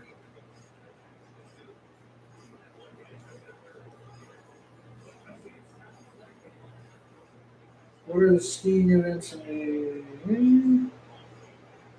Ski jumping.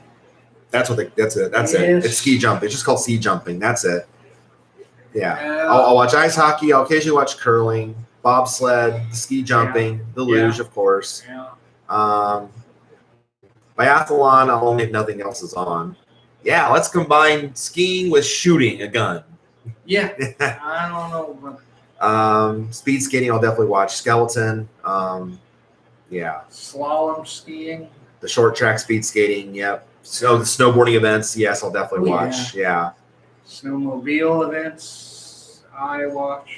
Yeah. The downhill events, yep. Mhm. The only one I probably won't watch is ice skating. Ice skating bores me to death. I'm sorry. I will watch ice skating when I want to take a nap. Yeah, exactly. Yeah. It's like synchronized swimming. Ice skating is to ice. What synchronized swimming is to water. It's synchronized dance to the mostly slow music, and it's just put me to sleep. Yeah. Great Britain isn't bad at bobsleigh. Oh yeah, that's true. They are good at bobsleigh. That's right. Oh, yeah. Good in that. Yeah. Canada are my team in the Winter Olympics. So okay, there you go. We are so bad at support other team. I mean, fair. Canada does do well in the Winter Olympics. Yes, they do. They're usually at the top of the medal chart. It's either us or Canada. So yeah. Oh hell, in Canada, it's damn near winter Right, all year long right. there. So Joshua said, I normally check in on cross country skiing for a few minutes and then turn the channel. Yeah, because the cross country is long. That's a long ice event. That is a long event. I know. But I watched ice skating to see them fall. The balloon. You're horrible. why do you think I watch NASCAR? You're horrible. What? Just watch them crash? No. Yeah, that's horrible. Oh gosh. So All funny. right. That's funny. All right, we're gonna go ahead and wrap this up. We will see you next month for Texas Hold'em Tuesday and the 60th episode of ATDB. Thank you all. And see you when next month. BattleBots comes back on, we will. You betcha. We will do We the will resume reactions. that online. Yes. Yes, absolutely. Yes. And hopefully they won't cut those. Right. Exactly. So we'll definitely bring that back. Yo, definitely. See you on the next one.